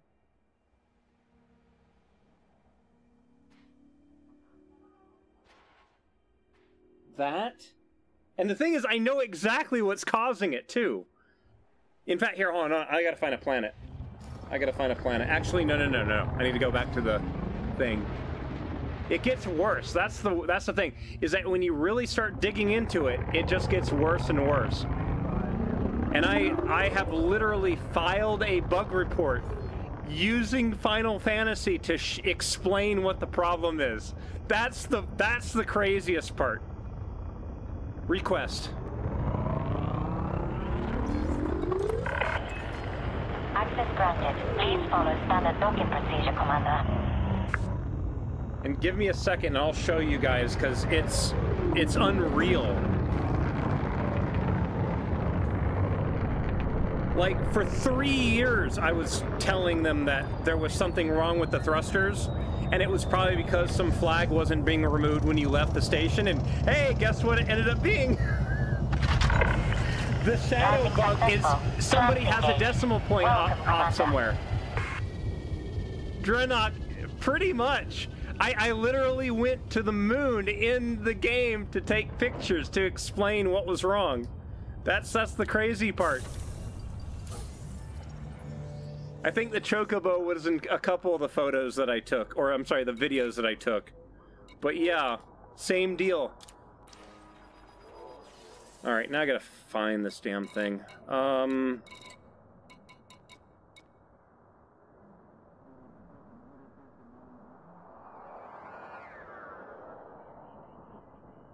not on the main account. I was like, hold on, wait. Is that ship out yet?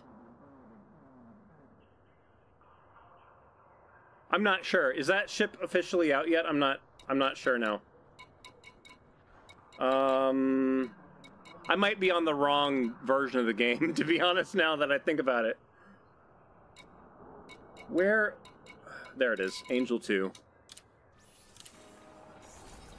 And it's not even a floating point error. Well, I mean, okay, yes it is. It's because a decimal point is off, it pushes everything over too much, and because of that, everything looks like trash. See, now I gotta find my pictures. Let's see here. History. .gif for all GIF files.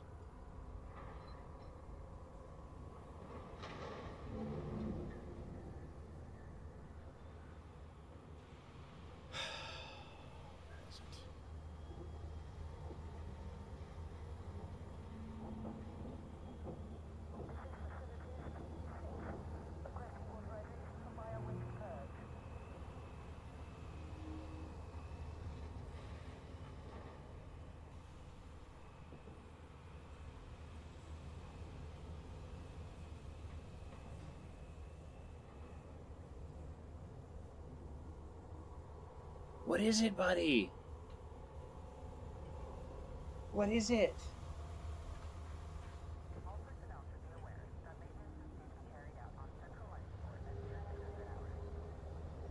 Okay, so what I'm going to do is I'm going to take my spaceship to a planet. Let's get out of here.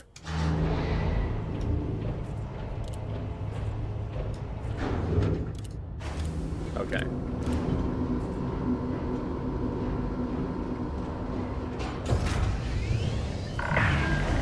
Ship released. Departure authorized.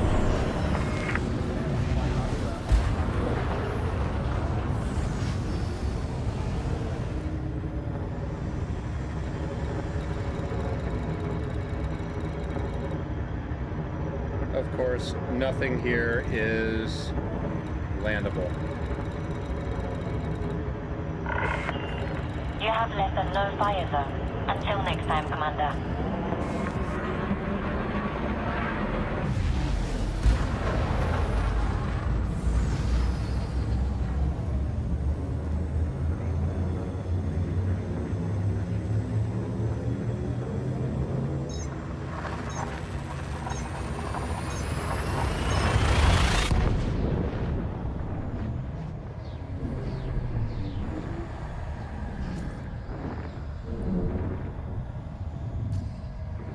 How do I like the Quest 3?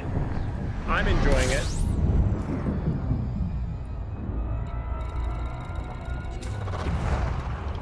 There are really no landable planets here.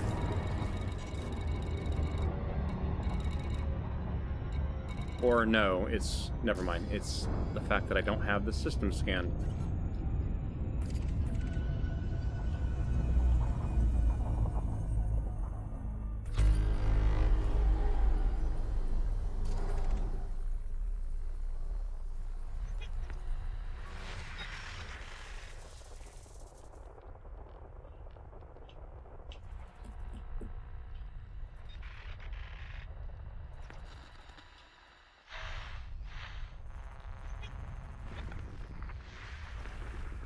For some reason, my scanning thing is not working.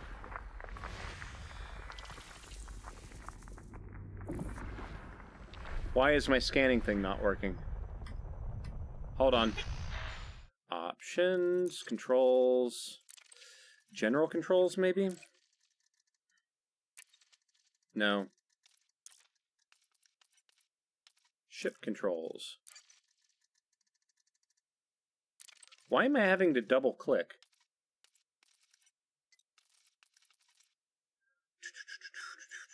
Here it is.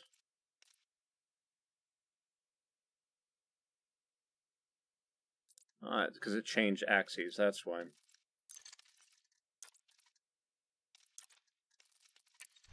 There we go. Much better.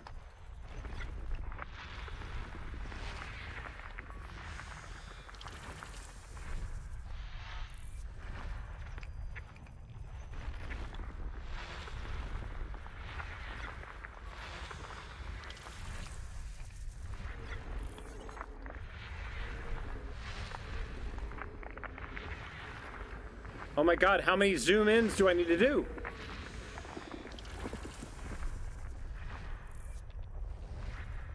It's like 11 zooms in.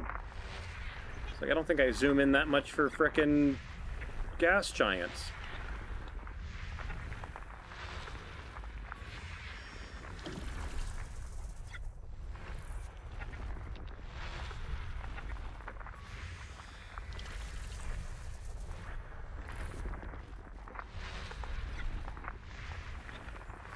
System scan complete.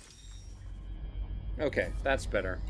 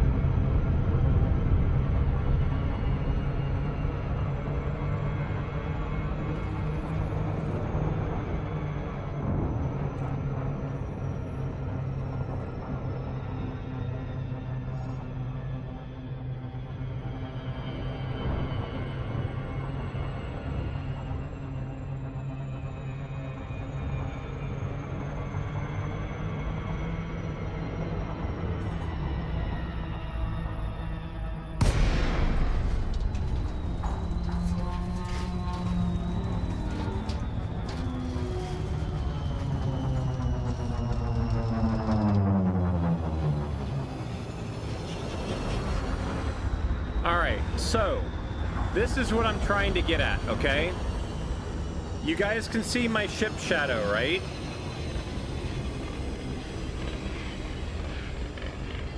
Do you guys see how it looks like it is very blobby, right? I am thrusting straight down, and see how it looks like it appears and vanishes, right? That is something, that is a side effect of bad shadow precision, okay? How the game calculates its shadows, okay? Now you'll notice as I move a little bit closer, suddenly it just came into really, like it started looking a lot better, right? Let me back up again, watch this. Like you can tell that that shadow is very clearly an Imperial Courier, right? But if I back up just a little bit, it just turns into a blob, right? You guys see that, right? Okay, now here's the problem, okay? When I'm going between these two things, I'm hitting what is called a fulcrum, okay? It is not worth it for a game engine to render all the shadows in super high res all the time, okay? Because if you've got something really far away that you're not seeing much detail, you don't need to have all the calculations being used to render this small rock that you can't see on the other side of the hill, right? Like you don't need that amount of detail.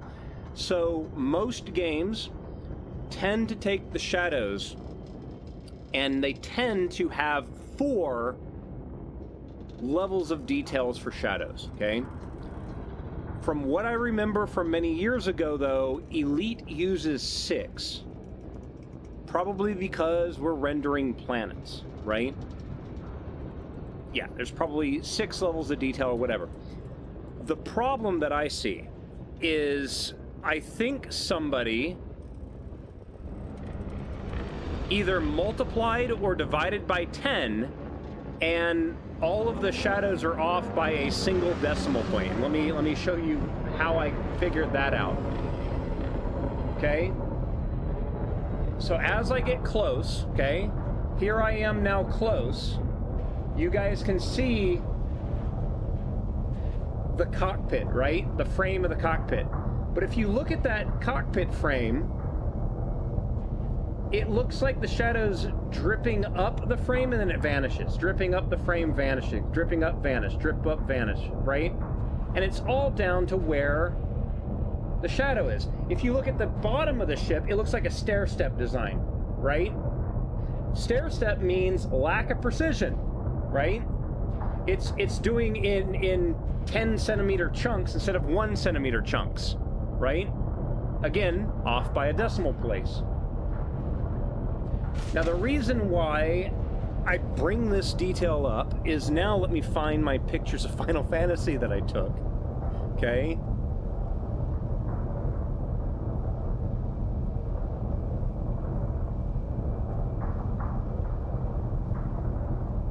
So this is a picture that, well, shit, can I make this larger, please? Hold on. Imager's being a pain in the ass.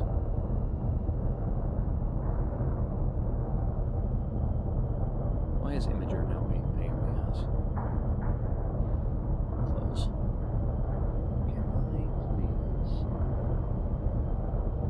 right-click, image preview, open, URL. That's not...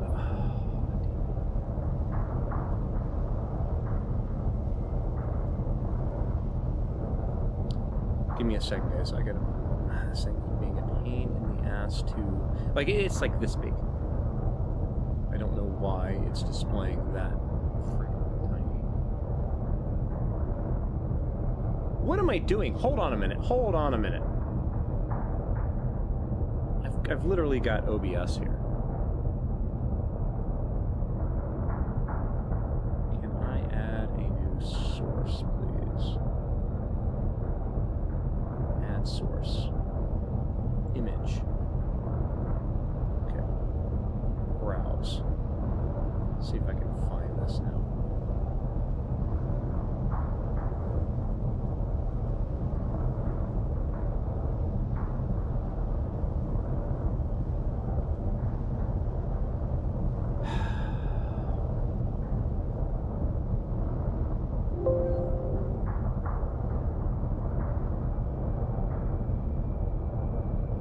Bear with me as I try to get...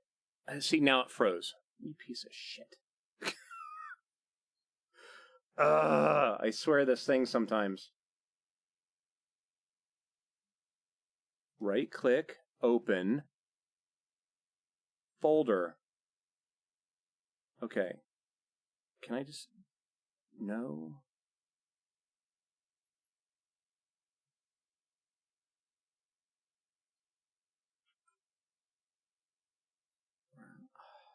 I swear this thing is a pain in the ass.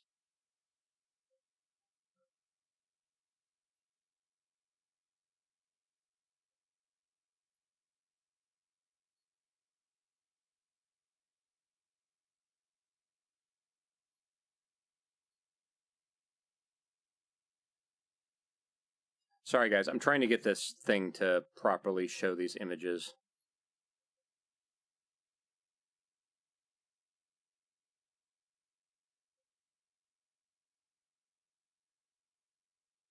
But it does... Oh, I swear to God, this damn thing. Open.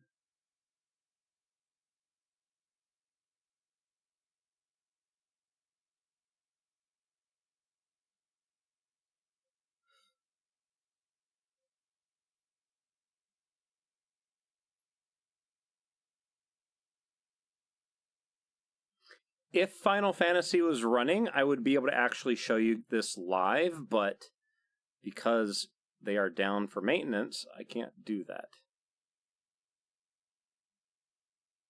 Which is really irritating.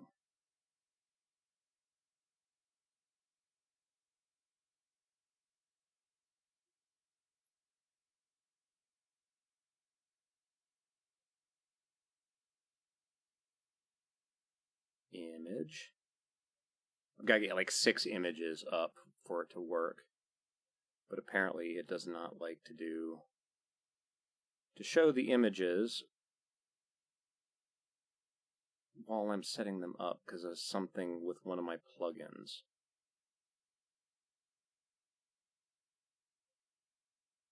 Image. We will get this eventually.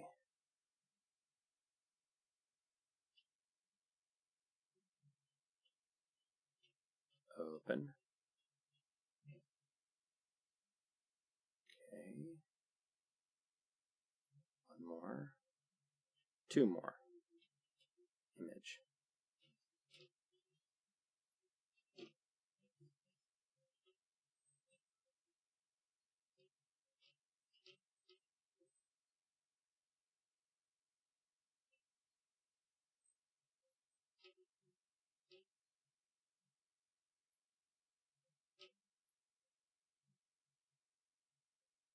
I loaded the same image twice. No wonder I was like, what? No. That one. There it goes. Okay.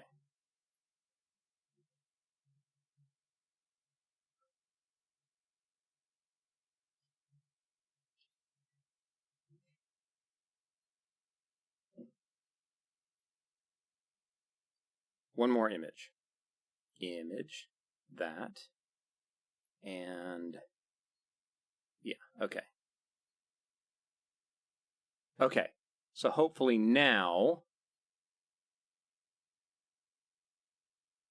Oh, shit. Unload image when not showing. Computer's freaking out because of all the animated stuff I have.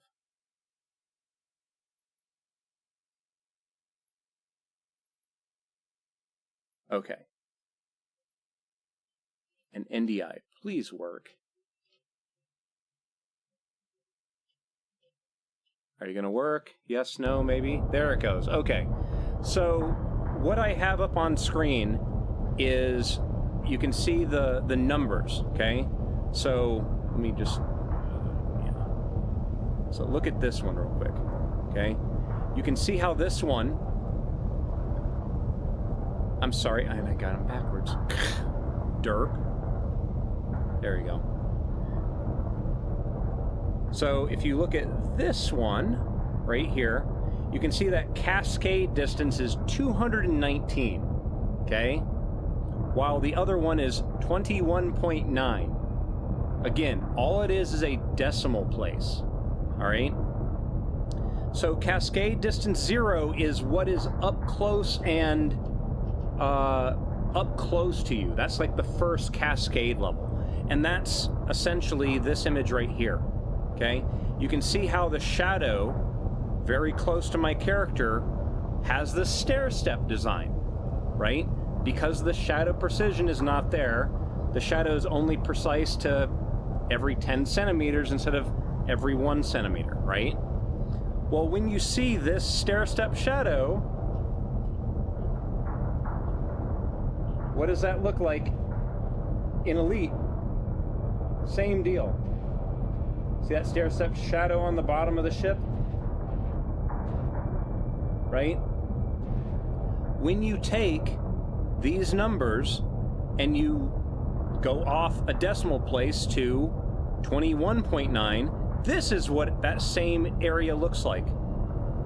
And you can see how, like, there's still a little bit of stair-step, but not near as much as the other one, right? The cascade distance in this being 1,030, that's the really far away stuff, while this one being 103. Look at the edge of the shadow really far away on the other side of the crater, and you can see the shadows dancing around, right? While this one is much less visible. Like, there is no dancing at all. The shadows are nice and sharp. You can see the rocks that are on the right side are really super sharp and detailed. And this is what makes me believe, and again, I originally learned about shadow cascades around 2011 when Skyrim was released, because one of the Skyrim developers did a big blog post explaining why the shadows were flickering at extreme angles to the light source, and that's where I started to learn about shadow cascades and all this kind of stuff, and the fixes that they did to fix it. And guess what one of the fixes was? They changed something was off by a decimal point. So it's not like it's a common thing. Like, apparently, I just, somewhere either somebody's multiplying by 10 or dividing by 10, and I think that is what has essentially ruined Elite's thing. Or you know what probably happened? There was probably a new developer came onto the team, and it's probably not their fault, but I bet you what happened was they, on every other game that they ever played, that they were ever involved in, was a 4 LOD shadow cascade system. I bet you that's what it is. And because they're like, oh, 4-level shadow cascade system, let me set up the numbers what I'm used to. And they did, not realizing that they were editing not level 4, but level 6. Not level 1, but level 4. What headset is this? This is a MetaQuest 3. But yeah, all these images are taken from Final Fantasy XIV using one of the tools that modders have to allow you to edit the cascade values on shadows. And in fact, like, this is an example of one of... Oh, shit. Bring that to the front, please. This is an example of an enemy that's up close and personal to you with it moving around. And you get that stair-stepping animation thing. Right? And that is my entire presentation on why Elite's shadows are messed up. Like, in fact, here, check this out. Like, this is not a normal thing, okay? Let me show you. I'm gonna take my ship. I'm gonna land my ship. And I'm gonna get out of my ship. All right?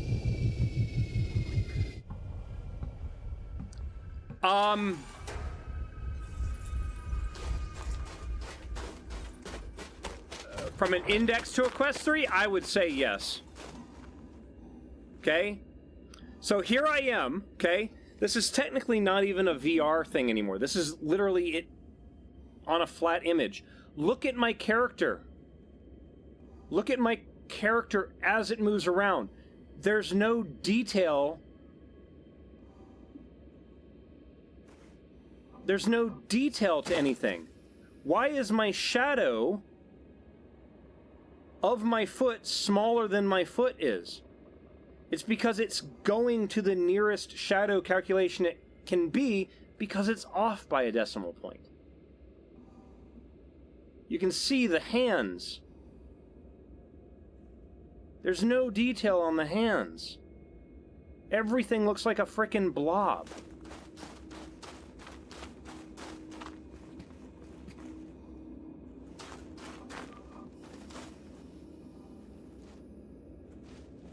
You can see how when the hands get close to the hips, the shadow precision blob kind of like attaches them.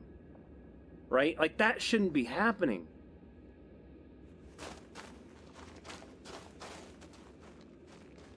Like, I remember back with Horizons, the shadows were so sharp, you could see the finger pull the trigger on your stick. That's how sharp the shadows were. And now it's like everything is just a horrible blob. And this is one of the reasons why I don't play Elite as much, is that this, after playing this for 3 years, I just got to a point where I'm like, this is... It just makes me sick. Like, it's moving in ways it shouldn't. And especially in VR, that you do not do that.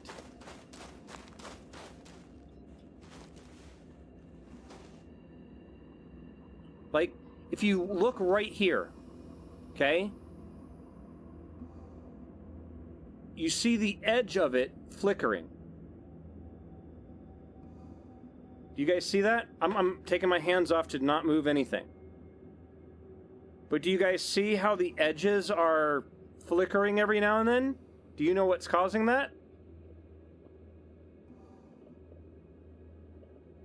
The planet's still rotating.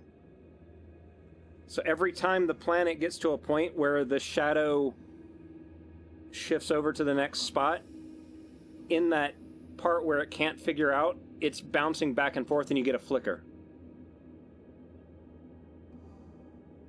That's why we don't get nice, smooth shadows as the planets spin anymore. They're just constant flickering. See here? See how this has a stair step? Shadow precision. And the more I think about it, I bet you it's because whoever did Odyssey's shadows, they were probably used to a four-tier shadow cascade, and Elite uses a 6. And I bet you that's what happened.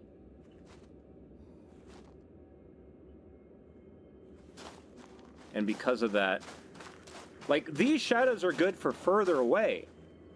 The part that makes this so frustrating, okay? And let me pull up my pictures again, okay? Hide that one, okay? So here we are back on the numbers used for Final Fantasy, okay? Again, take a real good look at those numbers, okay? All those numbers are just off by 1 decimal point. Oh, I moved something. What did I move? Shit, hold on. I broke something. Okay, for example, this one right here, the largest one is 612.9, okay? While this one over here is 6,129. Again, off by 1 single decimal point, right? If you have numbers that are extremely big at really far distances, and you move the decimal point in that direction, what happens to the numbers? They get bigger. You wonder why there's probably frame rate issues. It's because the numbers that they're trying to calculate are 10 times larger than they need to be. Like, the shadows don't need 1/10 of a centimeter precision. Maybe a centimeter precision might be okay. Doesn't need to be 1/10 of a centimeter. But whatever that they probably had to cut off so you're not calculating to the 100th of a centimeter for the up-close stuff, Well, it's still calculating all the huge numbers for the really far away stuff. And there's a lot of things really far away. Therefore, you've got huge, giant numbers, and shadows are one of the more stressful things on a GPU. I bet you that's one of the reasons why the frame rates have just been absolute crap. Like, it's going to be so funny when they go back and they actually have somebody look at the cascade distances and the Fulstrom numbers and everything, and they actually discover that that's what it is, and they do that, and then suddenly the game has a ton of frame rate again. I don't remember where you get in this ship. Over here. I've been playing Star Citizen so much now, I'm looking for a damn place to board. And yeah, it wasn't an issue with Pre-Horizon. It literally... And again, that's the other thing that just infuriates me with this, right? Is we literally had one of the render programmers that used to work at Frontier in the chat. And they helped me... I showed them the same exact thing, and they're like, yeah, that's probably it. And they helped me when... they helped me write a bug report using the terminology that if it got to the render team that still worked at Frontier, they would be able to fix it, and I quote, in 5 to 10 minutes. Right? Like, this is like one of the people that wrote the rendering thing, right? And they're like, I know what it is. As long as it gets to the team that continues to work there, they can fix it. Do you know what happened with that bug report? It got merged with something else that was not even related to it. Do you know how I found out it got merged with something that it wasn't related to? Because I found out that the bug report website has a bug in its design. Actually, we might have found 2 different bugs with the bug report site. One, when you take, like, if you make bug report A, okay, and somebody else makes bug report B, right? If I go into my bug reports and I go to bug reports I made, right? You can find a list of all your bug reports, right? If you go to bug report C and you add on to bug report C, you can, again, go to your thing and go to bug reports that I've contributed to. Okay? But if you take bug report A and somebody merges it with bug report B, you're not flagged as contributing to it. Even though they moved your entire report over to it and it's on there, you can't find your own report anymore because it was never flagged as contributing. Do you know what the other bug that we possibly found out was? If you give too much information, you cannot submit the bug report. I'm sorry, that by itself is like, what?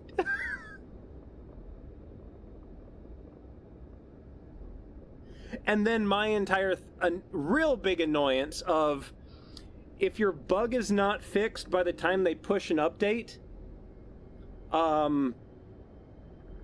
it gets archived and it's no longer a bug, so you have to resubmit the bug. And every time you resubmit, you have to at least get 10 people to go on there and say, I have this too, for it to be considered.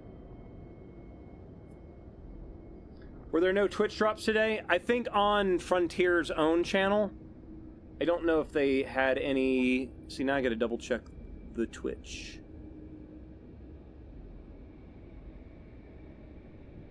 And, shit, I apologize.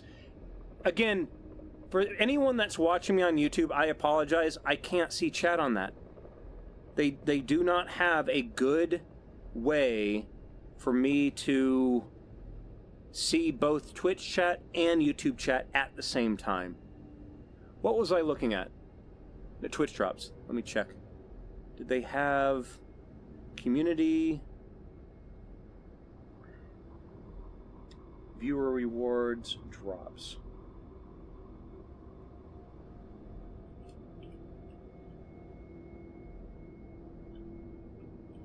Yeah, I don't think anybody else had elite drops today. Because I'm not seeing them on the drop thing.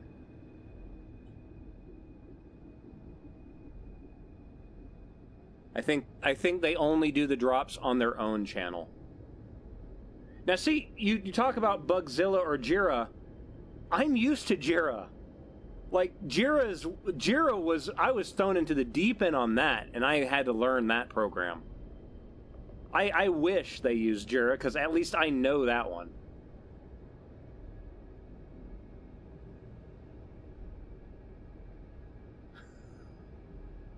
Look on the left edge of the screen.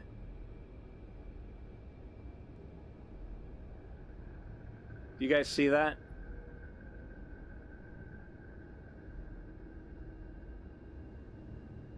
The weird shadows and terrain changes.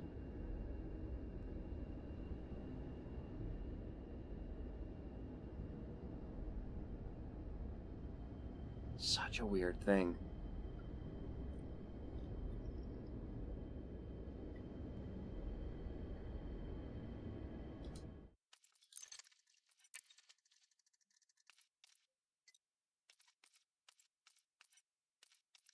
I'm on Ultra Shadows. Let's go to low.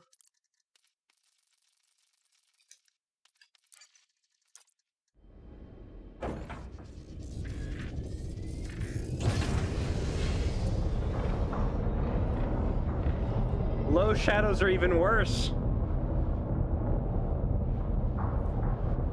Like this that we're like okay. So what we have inside the ship should be Cascade 1, but looking at the level of detail, that is probably the numbers that should have been used for Cascade 3. Like, again, I remember when you used to be able to see the trigger being pulled. Well, okay, you can kind of see it, but it moves the entire shadow.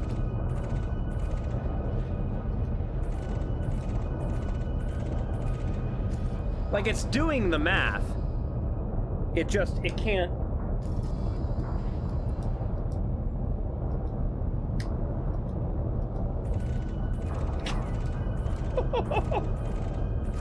Oh, man, it's so weird.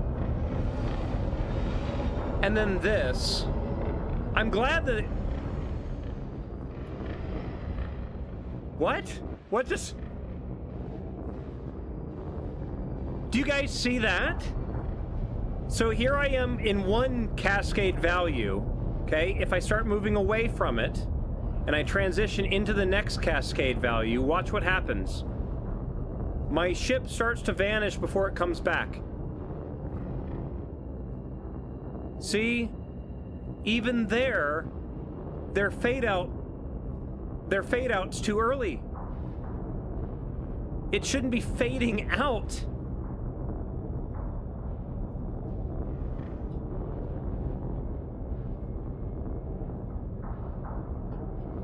Like, it just, I've got half my ship isn't even casting a shadow anymore. What is that? And this is the thing, is that this is the reason why I can't play the game much anymore, is because, like, when I'm flying around in VR, you're seeing that constantly, and it's equivalent of just strobing in your eyes, constant.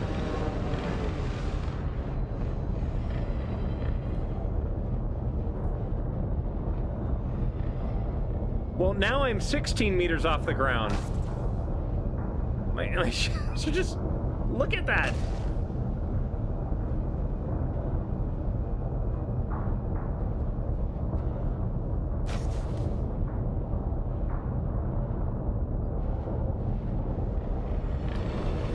I'm gonna try something dumb here. Hold on. Let's see if I remember how to do this. PC, Z drive, Elite Dangerous. Is it under products?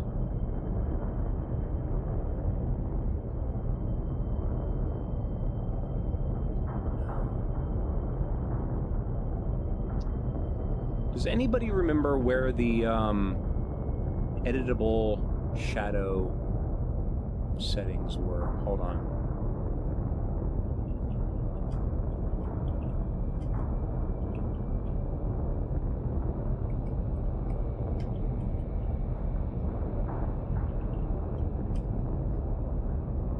Shadow quality.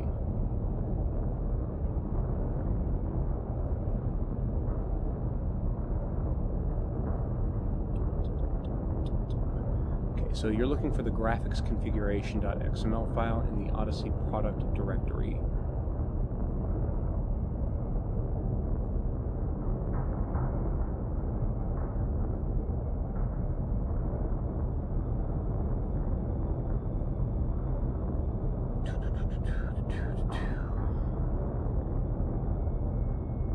Edit with Notepad++.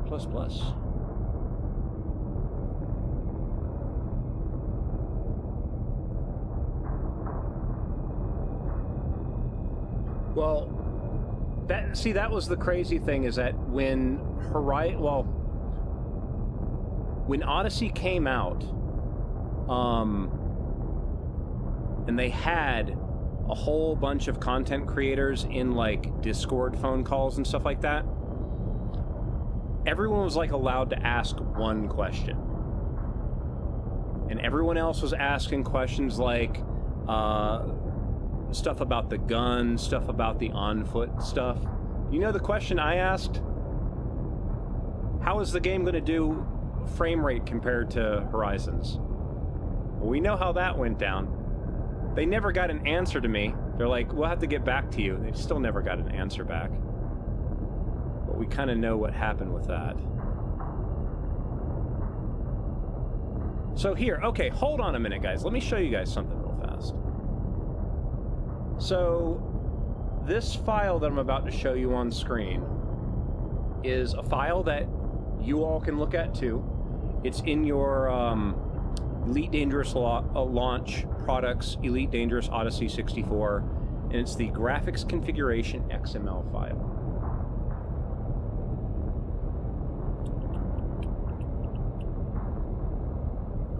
Okay. So in here is a bunch of numbers, okay? Graphics config, minimum aspect ratio. Now I am using Notepad++, so I can kind of expand and contract the different sections. So you can see how HDR node, beginning, end, and then when I close that, it minimizes it, right? So I can kind of look at what each section's about. Oh, look, here's the GUI color, right? This is the stuff that you can change, and you can edit your HUD colors or whatever, right? That same location that's in. Look at this. Quality low.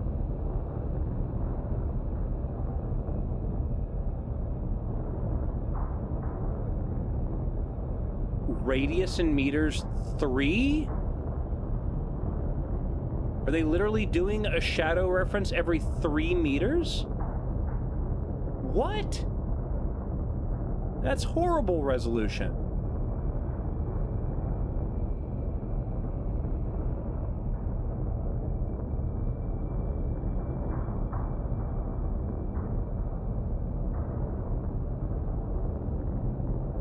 Light cones. Quality off, false, false. Quality low, true, no volumetrics. Quality high, just enables volumetrics. Okay. Jet cones. Quality low, 3 steps per pixel. Quality ultra, 12 steps per pixel. A lot more detailed. And this is also a thing where it gets really weird. Sometimes settings are golf rules. Golf? Yeah, golf. Where lower numbers more, while higher's less. While other things, higher is more, lower's less. So it kind of goes back and forth. For example, cascade shadow size, making that a higher number makes a better looking thing, but kills like frame rates and stuff. So spot shadows medium. You can see that for spot shadows, it's using a 256 resolution shadow thing. 256, 512. What? Usually that number doubles every time. 256, 512, 1024, 2046, right? Why does it just stop at high?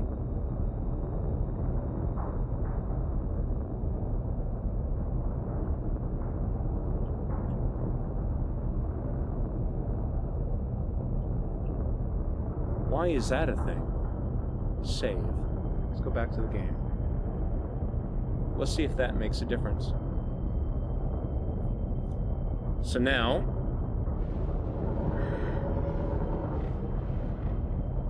I said 2046, didn't I? Yeah. If I go to graphics and I now adjust the spot shadow to high for this example, let's see what this does. Absolutely nothing.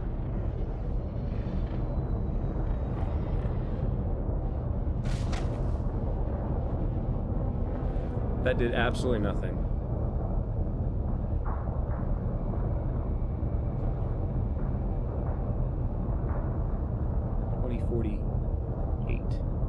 Thank you for correcting me on that.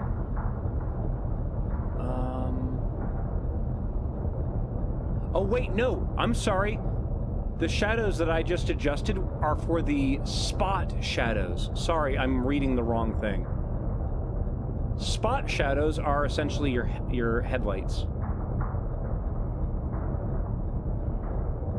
So that does make sense with the headlights. You max out at 512.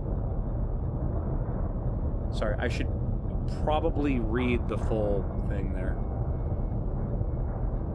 512 save. Okay. Let me bring this back up.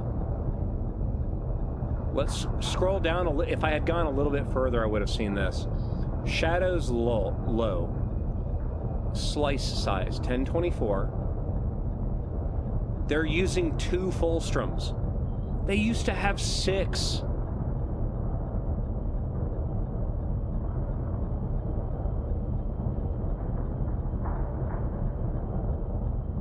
Okay, so shadows low, shadows medium.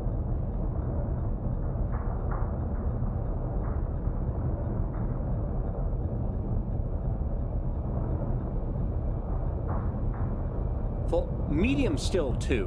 What? No wonder it looks like crap. I'm looking at the wrong thing again. Damn it.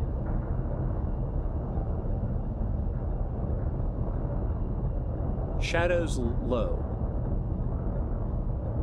Fulstroms 2. Shadows medium. I've lost it.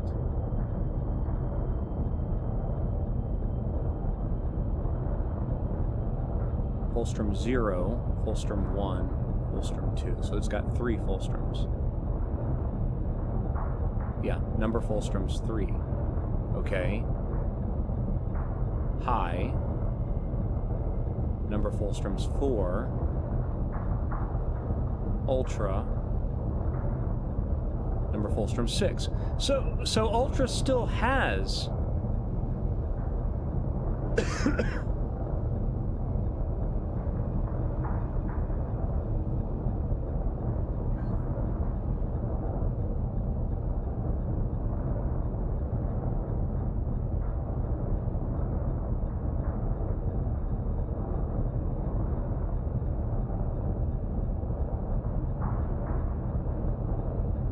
like, again, and this is the first Fulstrom should be closer to like half of that. These numbers are way too damn big. Pink fluffy unicorns dancing on rainbows. Pink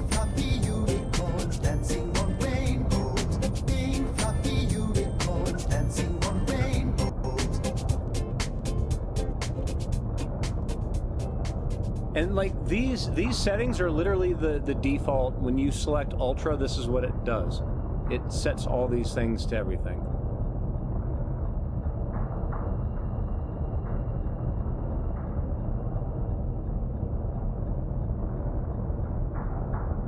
See, because you're going on foot, this should be closer to 5, 250, 60.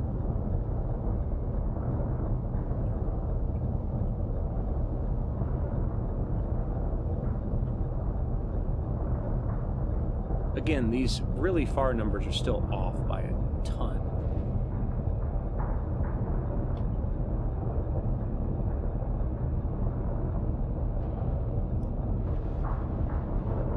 I might also be editing the wrong file because I think there's a second video file somewhere. Options, graphics.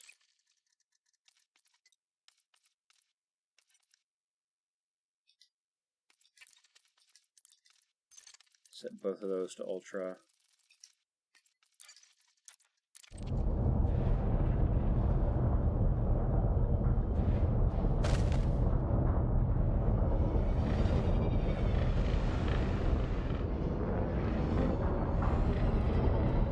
Menu. I think I gotta actually exit the main menu and then back. I might be editing the wrong file because I think there's another file that actually can affect the live shadows that you see in the game. And the ones that I'm editing are just the default ones. Elite is weird like that.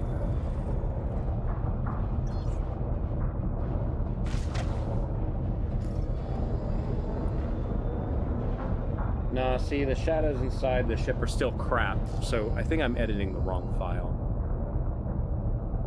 Where does anyone happen to know where the other shadow file is located on the computer? It's not the graphics configuration, it's something else.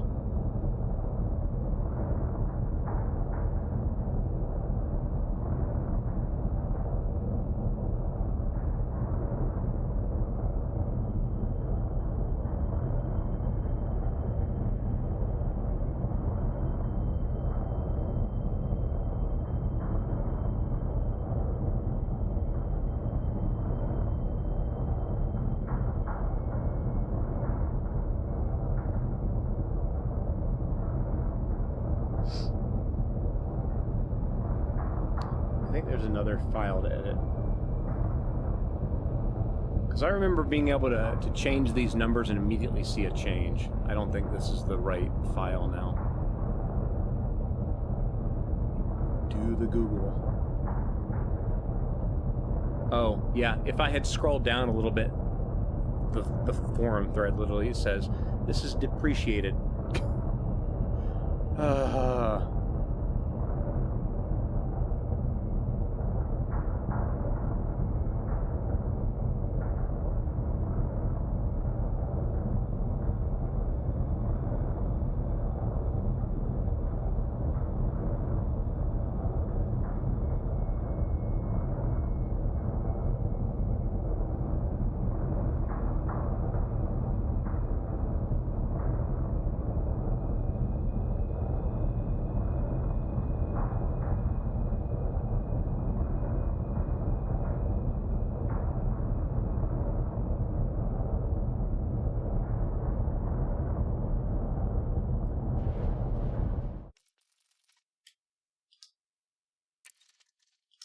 So back to main menu.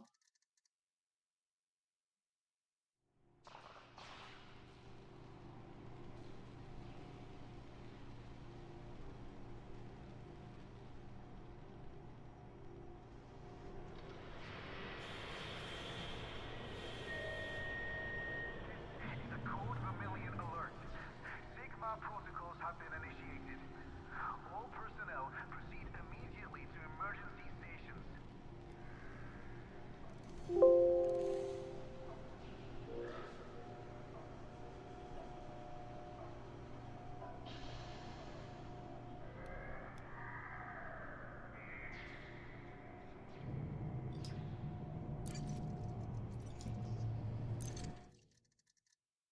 Dreaming Demon, can you please link that?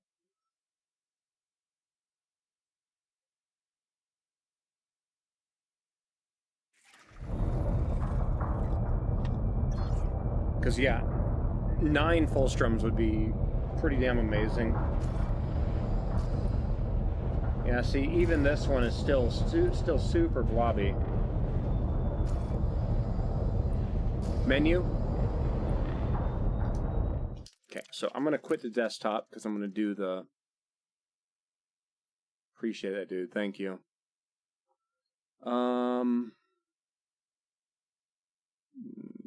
Click save. Downloads. I'm going to take that. Yeah, this little ding right... Hold on.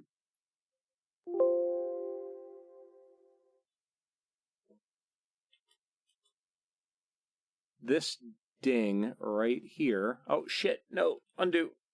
Undo.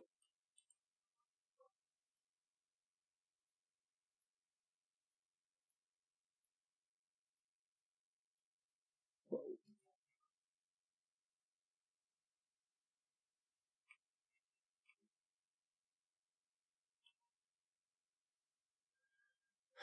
Stop all commands.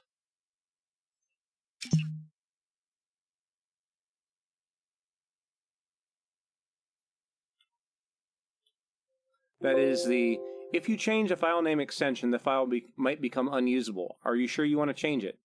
That's what that ding was. Okay, so we're going to go back into the thing. Delete that. Oh my god.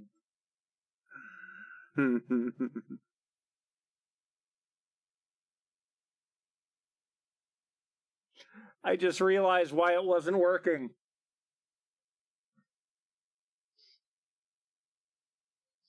I know exactly why it was not working. I need to use the regular Elite Dangerous Odyssey thing and not the special version that they gave me to fly around the Mark II Python. Oh, man. Commander, I feel like I'm going to mispronounce this. Lambo Veneno? What's up, dude? Thank you very much for the follow, man. Appreciate that. It helps to load the correct version of the game. Play. Take 3. Maybe.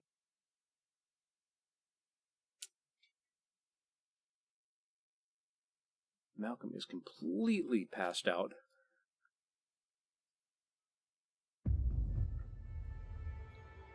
I got it right? Awesome. That's a rare thing.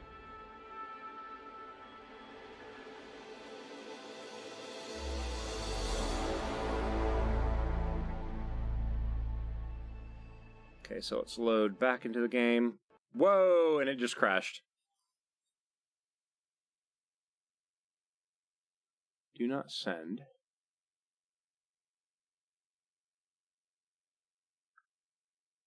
I'm not entirely sure if that's going to work because it might freak out with 9 Fullstroms.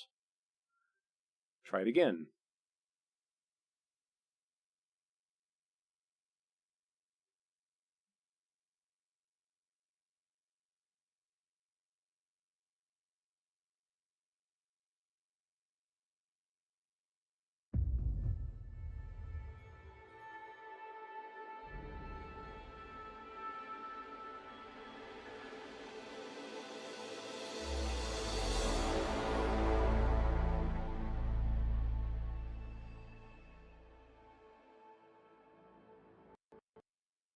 Yeah, something in that is not being liked at all.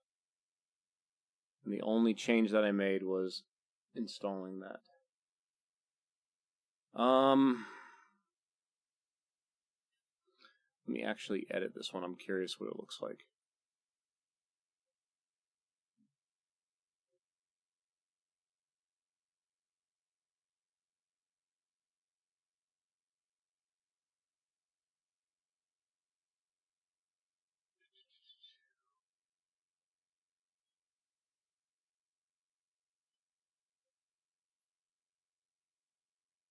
Lens flares, shadows low.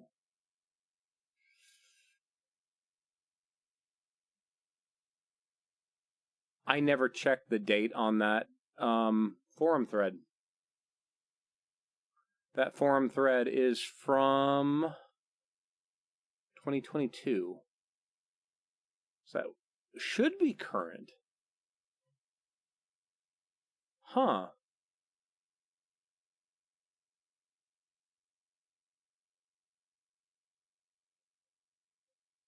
Why is that?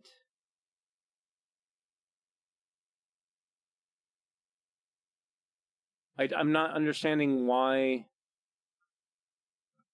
you've got low shadows, Fulstrom 0, 1, 2, 3, 4, 5, 6, 7, 8. So 9 Fulstroms total.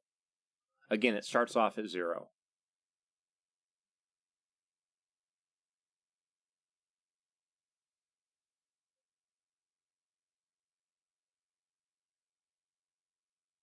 And it's crazy, like when I'm looking at their numbers, near clip bias, 1.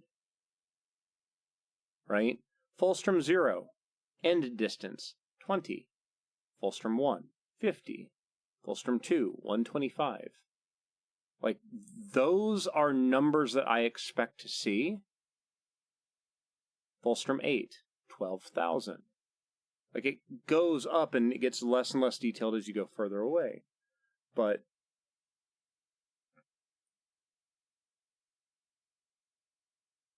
I'm just now I'm wondering what... Like, I can't even get into the main menu because the main menu is technically loading the graphics and it's freaking out. So something in that is breaking it.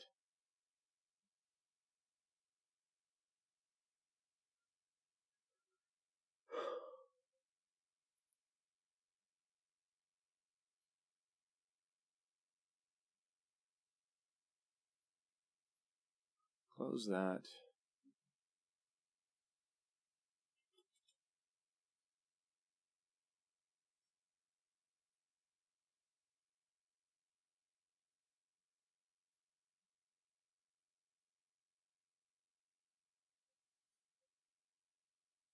One moment, guys. I apologize.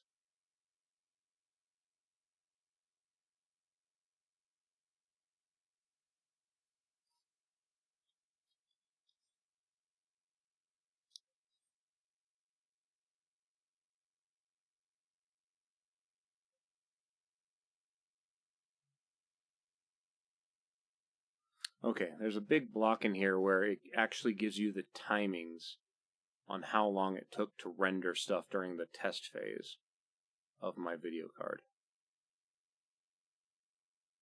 Interesting. There's got to be something else we're missing then. Device defaults. Warning, do not edit this file. So it's time to edit it, right? No. Ooh, okay, hold on a minute. No, this is the file that Frontier ship with their thing. Where if I don't have...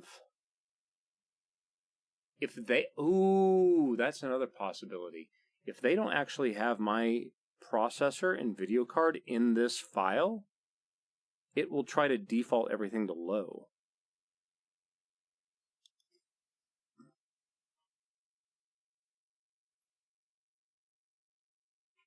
Find 4090.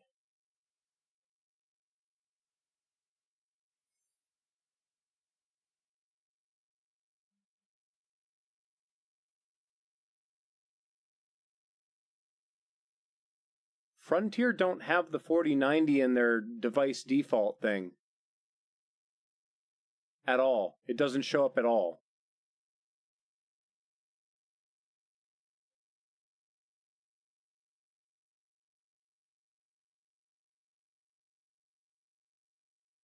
That's a slight problem.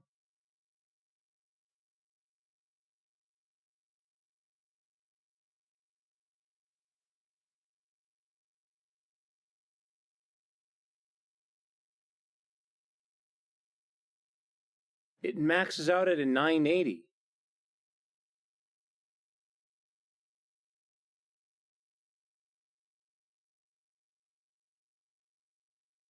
it suddenly makes a lot more sense why the game ran so good at Braben's home computer that was running, I think at the time, in 880. Because they have custom settings for it. They don't have anything newer than an... Are you shitting me?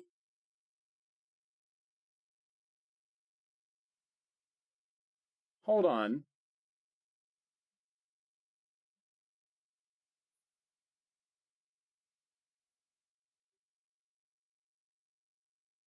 This is literally the reference table in which you turn your game on, it figures out what device you have and sets settings.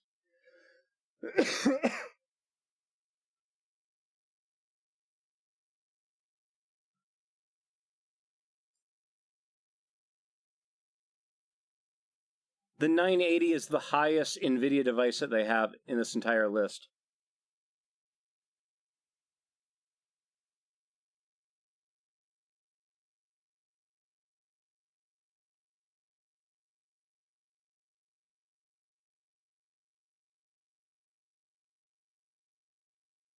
Is that why people with newer computers are having absolutely abysmal performance?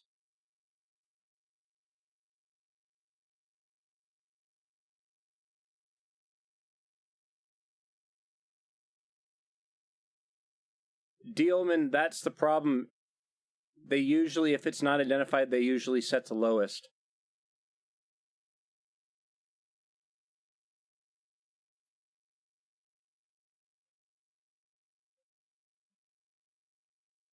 Is that why everything looks like crap? Because this is forcing all that to lowest settings? This is literally the, what do you call this? Device. It's the device defaults XML file on your computer.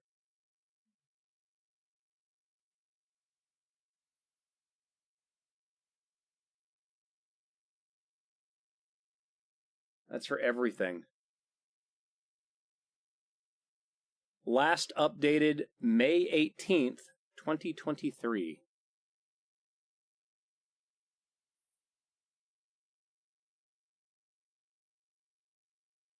What?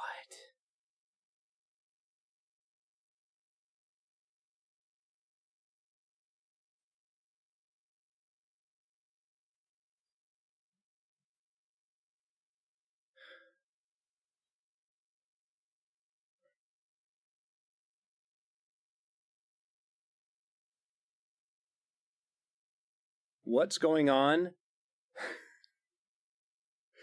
I'm complaining about how shadows look like absolute ass because I believe somebody multiplied or divided and it's off by a decimal point. And I used Final Fantasy XIV shadow mods to explain what I'm talking about. That's what I'm doing right now.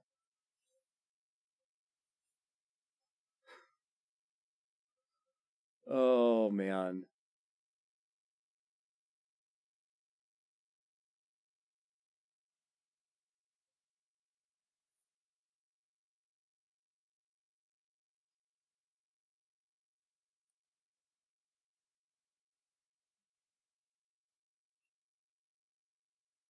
Well, here's what I was trying to get across to people.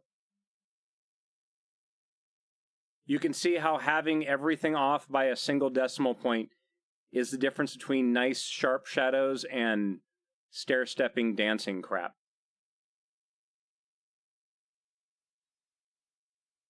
And the thing is, too, is that when I'm talking about numbers like these, usually, most of the time when you have a video game, unless you do something weird, Star Trek Online, where the scale is not accurate, aka if you build a meter by meter by meter box and place it in the environment, you expect that box to be a meter square or meter cubed, right? And if you have a person standing next to said meter-high box, it should come up to, like, their chest, right? That's meter high. Most games, scale is scale. 1 meter equals 1 meter, right? If you do something like, for example, Star Trek Online, and you switch to the flying the ship around, the ship, the environment where you fly the ship is not 1 meter. Or you're not flying 100 light years, right? Like, the scale of that environment is completely different, right? I remember when Star Trek Online first launched, there was a bug where when you went between flying the ship around and moving your character around, sometimes you would load into the away mission, you would be on the ground, and your ship was where your person was supposed to be, and the ship would wiggle around like it was attached to the rig of the avatar walking around. And then when you went back to the ship, when the away, like, it would take some time, and then it would finally load, and then your person would be there, and you phaser everything, whatever. But then you would go back to the ship, and because everything was slow as shit at the time, you would be a person floating in space in a T-pose, and you'd be like, increase warp factor 5, and your character would just go along at warp factor 5 in a T-pose until the game finally caught up, hid your avatar, and then reloaded your starship, right? They were just essentially, it's game trickery to make you think that you're in a different location, essentially. That a lot of games do that kind of thing, and that scale is not accurate. You are still technically in a world where flying from Earth to Bajor is still probably 800 meters away, but they do all the graphics and everything to make it look like you're flying through space. Again, it's a scale thing.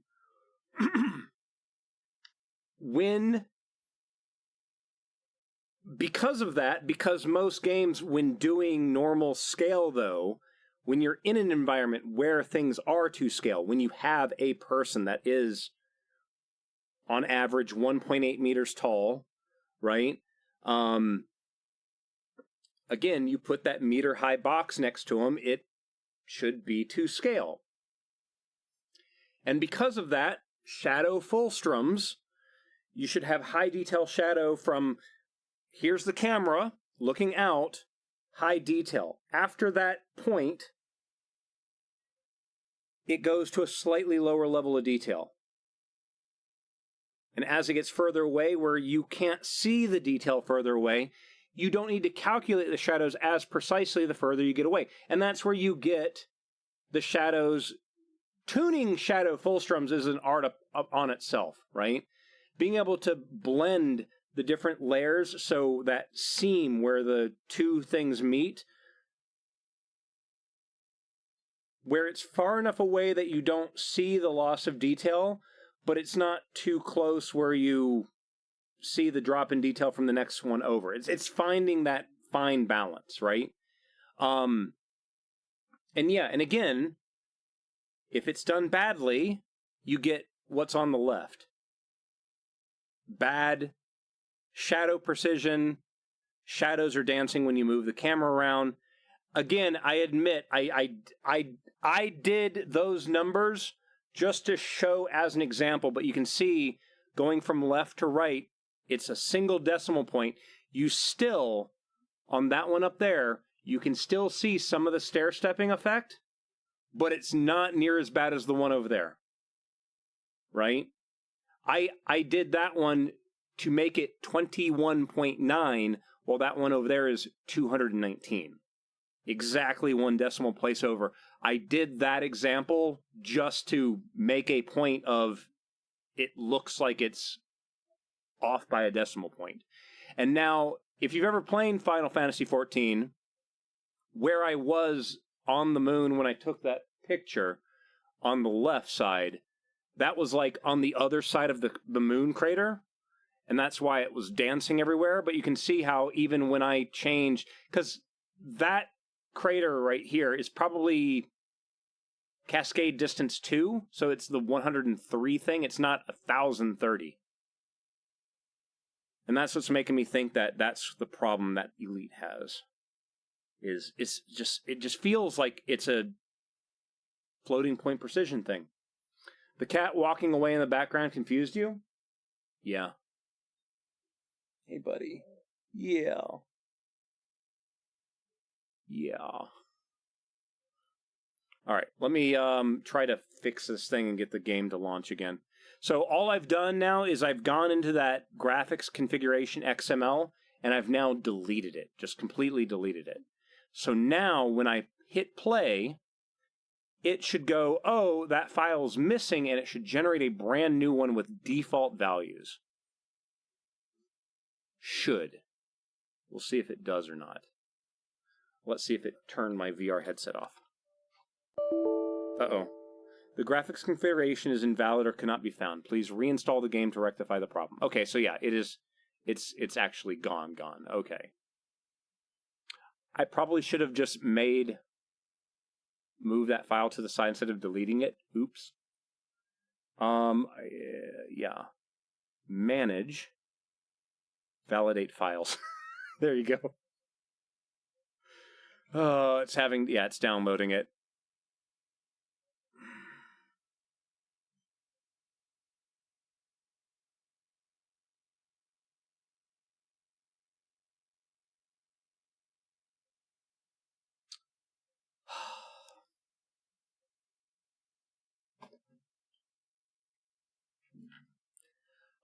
If the shadows keep doing this, I might actually change over to a different game. Not exactly sure. I got an idea of what I want to play. I've played it before. It is a VR. Well, take that back. I think they've got a non-VR version of it now too. But I'll have to check and see. Okay, while this is downloading, I'm going to go use the bathroom. I'll be right back. I really need to make something so I can get out of this damn cockpit easier, though, because right now I'm a little bit trapped in it.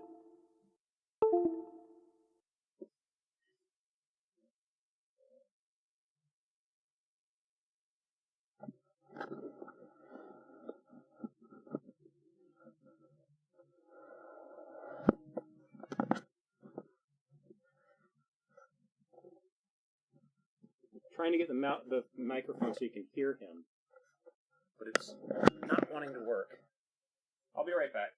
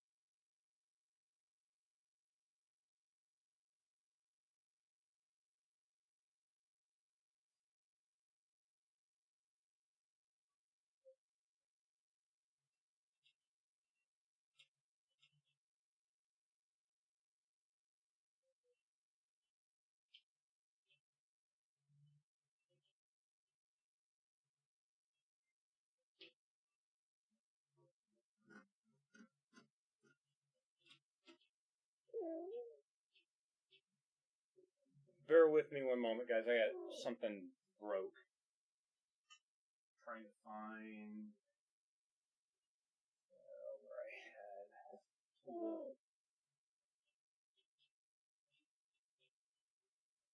Try using this.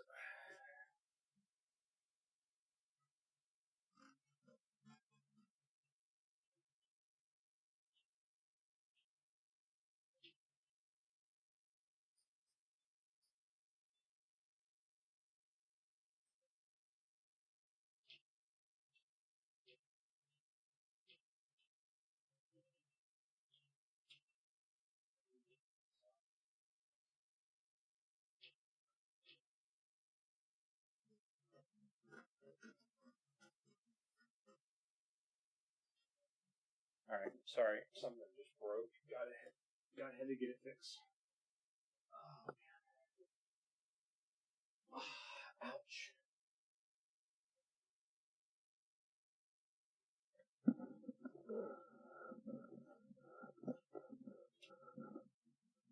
This spring arm has a really heavy spring in it, so it keeps wanting to pop back out.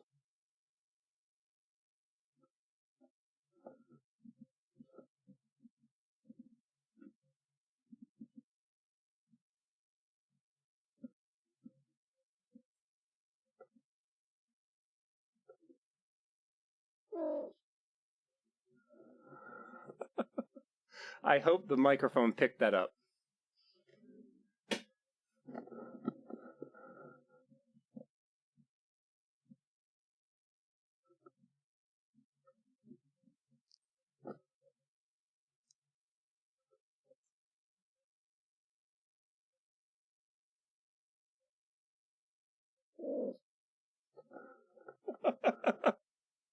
I want, like, this is the reason why I want to try to get a microphone, like, up close to him, because he's always over there. He's always over there, like, chittering. But the microphone, because it's one of those shotgun mics that does a really, really small kind of field, like, it doesn't pick it up.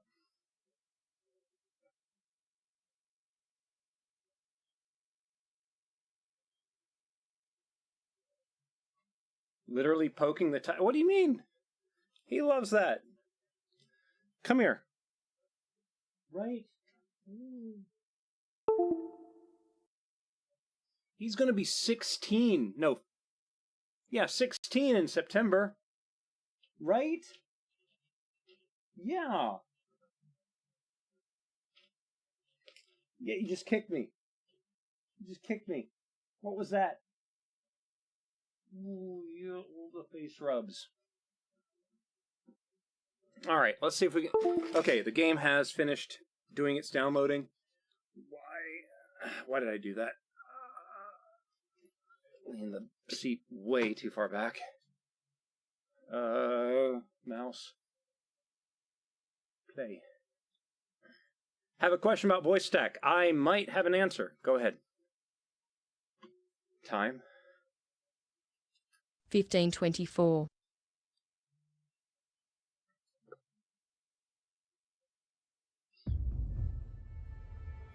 Is that a new VR headset? This is a Quest 3. I've had it for a couple months now.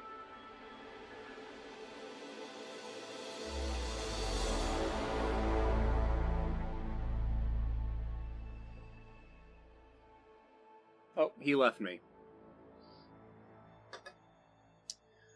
I try to use the mouse scroll button to trigger an elite action, but the command triggers a couple times and I need just one. Okay, so question. When you say mouse scroll button, are you talking about depressing the little click middle mouse button or the actual rolling of the mouse button? Malcolm's near the webcam? Yes, he is. What are you doing, buddy? You gonna sit up there?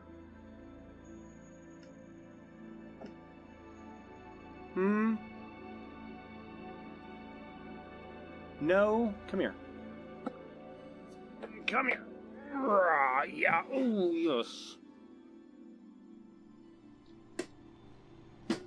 Oh, one moment, guys. Sorry.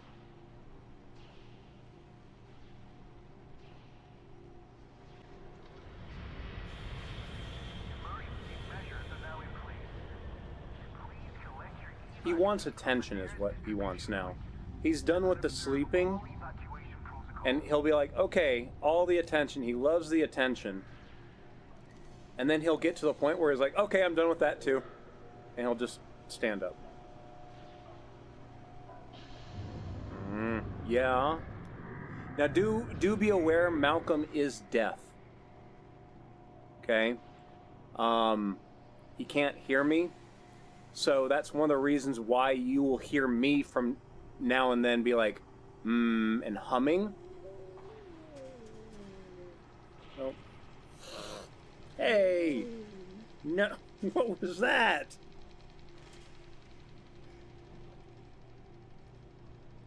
He's hissing because of the other cat.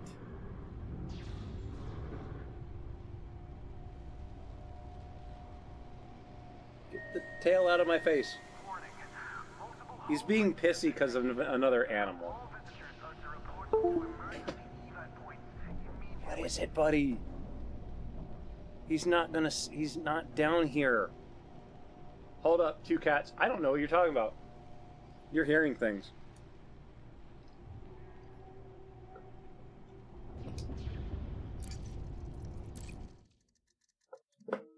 Oh. And he just gets right back on the desk. Oh, he was chasing the loading screen text. Buddy, what are you doing?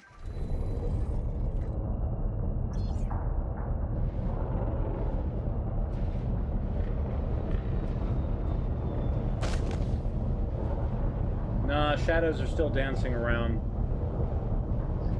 Menu. No, he was getting a little bit pissy because I was holding him, and he probably saw the other animal or something. Do you know what he did the other night? Oh my god. The other night, he's standing in front of the door to my bedroom, right? And I had made a 3D printed thing that slips over the top of the door that keeps the door from fully shutting, right? He was at the front. He was sitting on a little table looking through the crack of the door. Door's open maybe this much. And he's looking in and hissing. And I open the door and I'm like, what's wrong, buddy? Like, what's going on, right? I had a bag of cat food sitting there, and it had a picture of a cat on it. And because it's one of those big bags of cat food, the picture of the cat was easily double the size of a regular cat. So it was a big giant cat head staring at it. And that's all that he could see, is he looked through the door and he just saw this big giant cat staring back at him. Right? You got a little bit pissy that day. No, we're still on Ultra. Just for shits and giggles, let's go to High.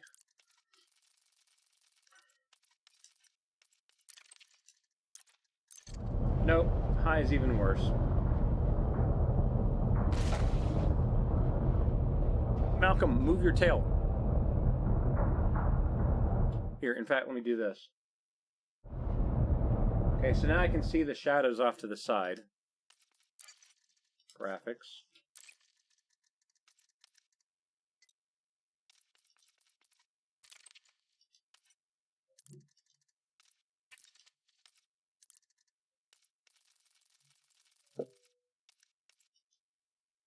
See how the shadows got a little bit sharper? So there definitely is a change going on between High and Ultra. But the problem now is I don't know. We don't have timings, is the problem. That looks much better. It looks much better there. The problem is, most of the time when I'm flying there, and there it looks like shit. Again. Like, you can literally see the...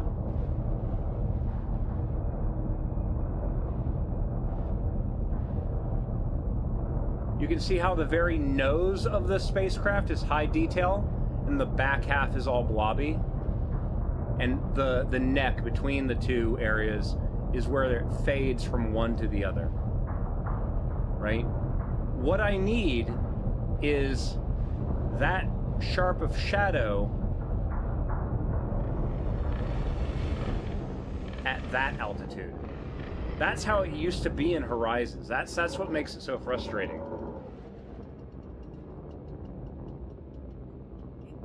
Okay, whatever.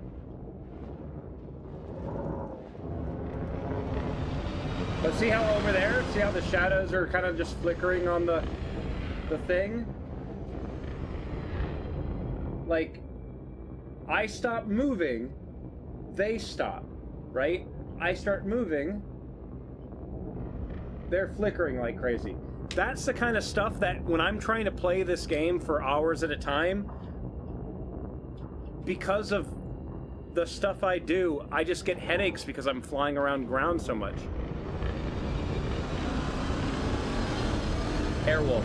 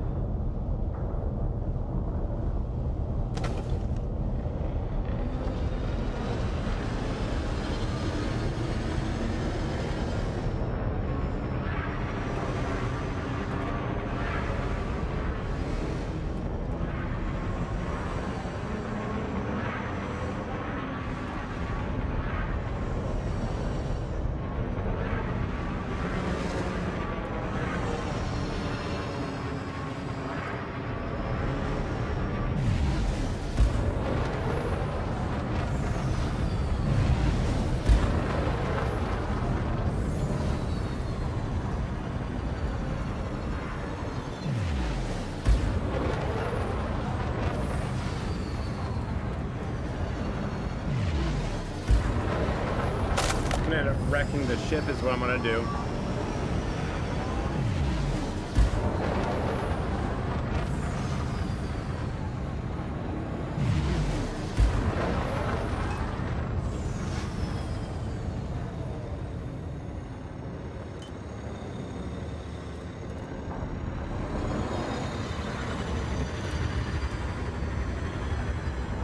Are they Prismos or normal shields? Neither.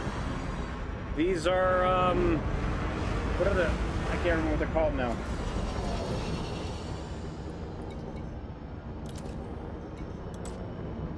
Oh wait, no, I guess they are regular.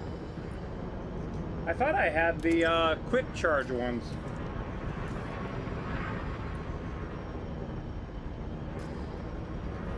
They're low power then.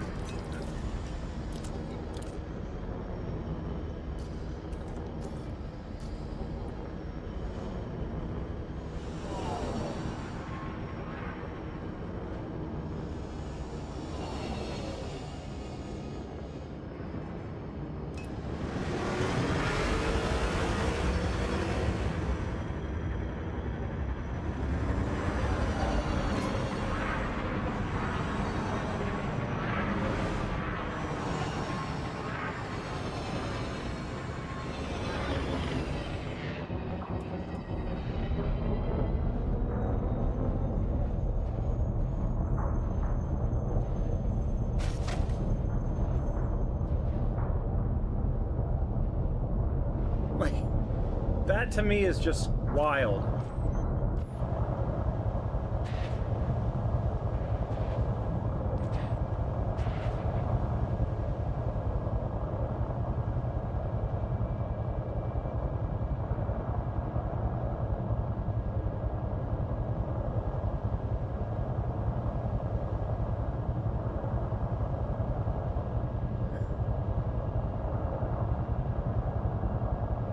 And the part that to me is so frustrating when seeing this, right, is that it's precise enough to get the angle, but something with the precision is not doing right when it comes to, yeah, like it's so irritating.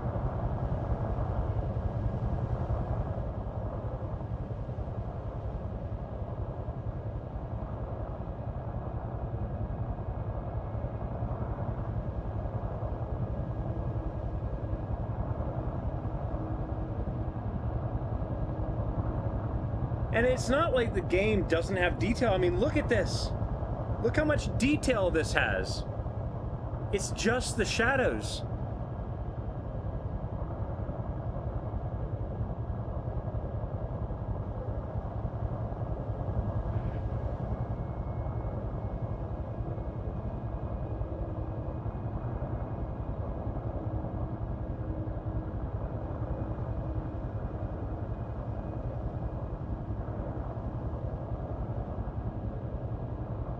I mean, the thing is, I look at this, and I can sit there, you've got your PBR, physical-based rendering, ground texture. I understand how scattering stuff works. I understand how to get those cracks to show up, how difficult that is to create a shader that does that. These rocks, they're all using normal mapping. Latest update, latest expansion maybe. This has been an issue since I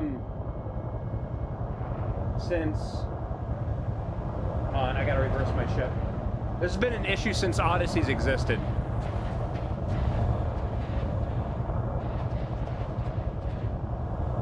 Lights. Okay?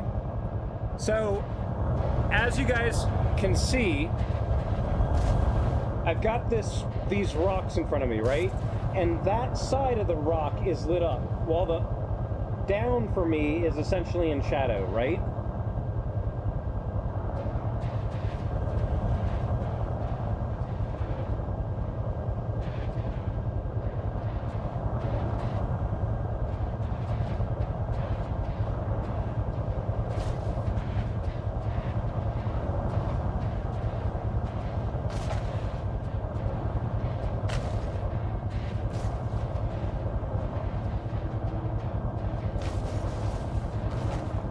You see how that flat texture can look like it's being lit up by other sides by changing where the light source is, right?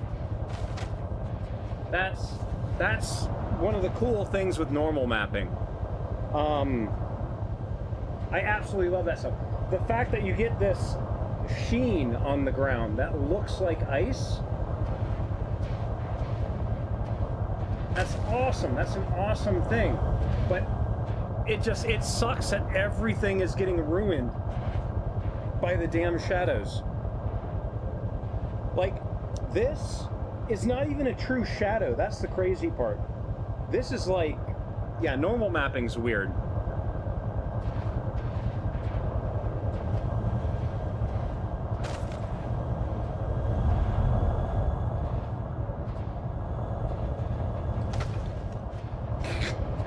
I can't see what the ship is doing, so I'm just wrecking it over and over.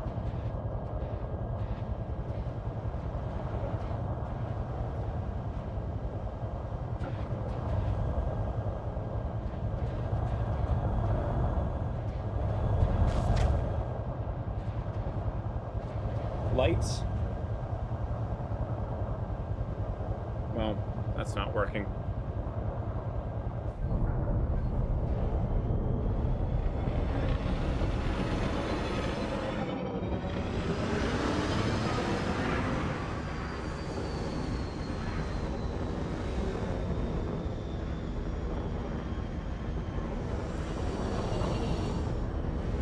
You know something that I really miss from Horizons?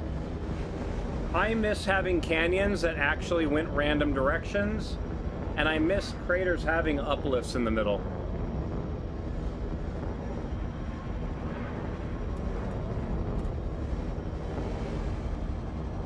I'm gonna see if I can do something dumb now.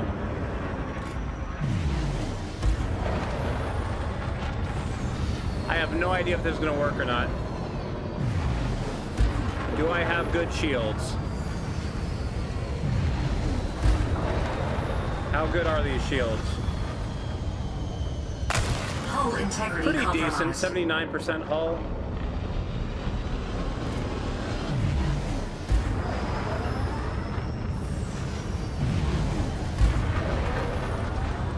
But yeah, the shadow issues have been a problem ever since Odyssey released in May 2020.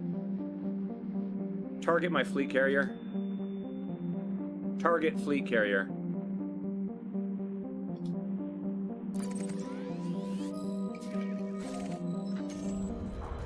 Set fleet carrier.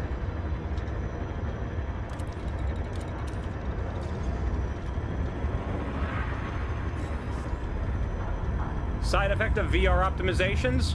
No. No, like Horizons was amazing in VR. Game performance overall just went to absolute crap with Odyssey. I used to be able to get like 320 FPS with Horizons, and that was with a 2080. I'm running a 4090 right now, and the game barely hits like 70. And of course, there goes the AI bot.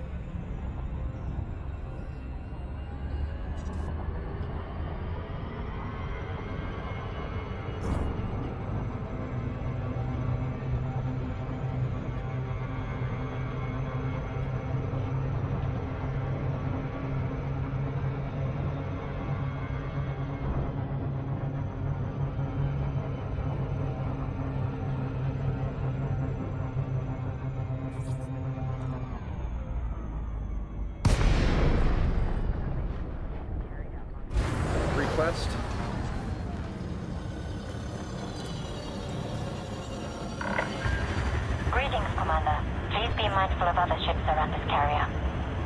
Landing gear. Clearance granted. Move directly to your allocated pad.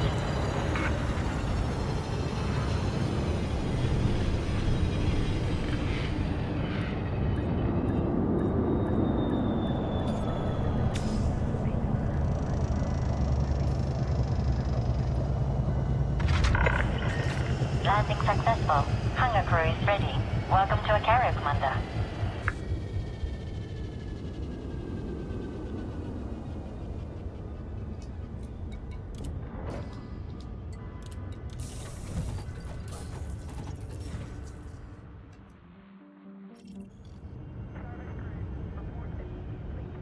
Sorry, I thought I just heard something.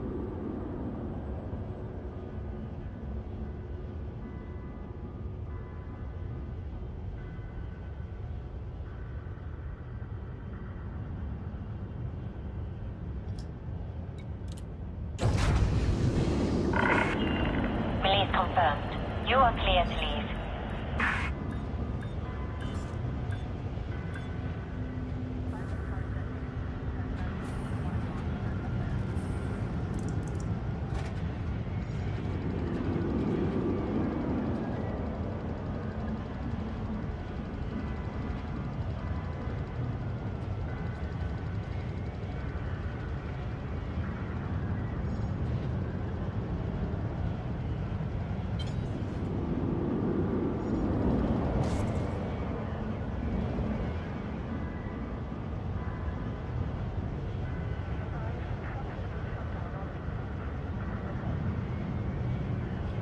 It sounds like a bell ran through a reverberator.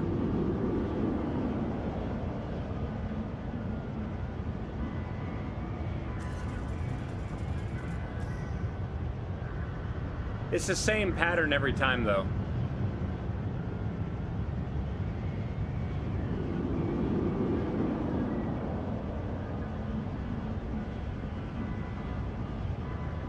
Sound design is one thing they really got right.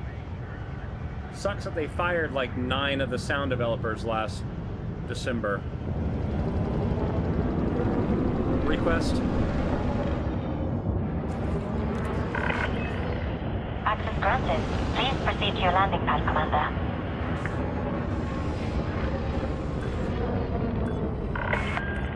Attention, Commander. You need to deploy your landing gear.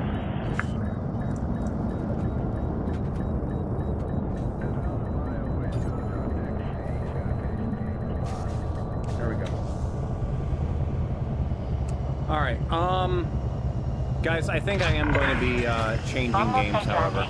Commence shutdown. I'm going to be Greetings, doing Commander. We are glad to have you. game. Or actually, I take it back.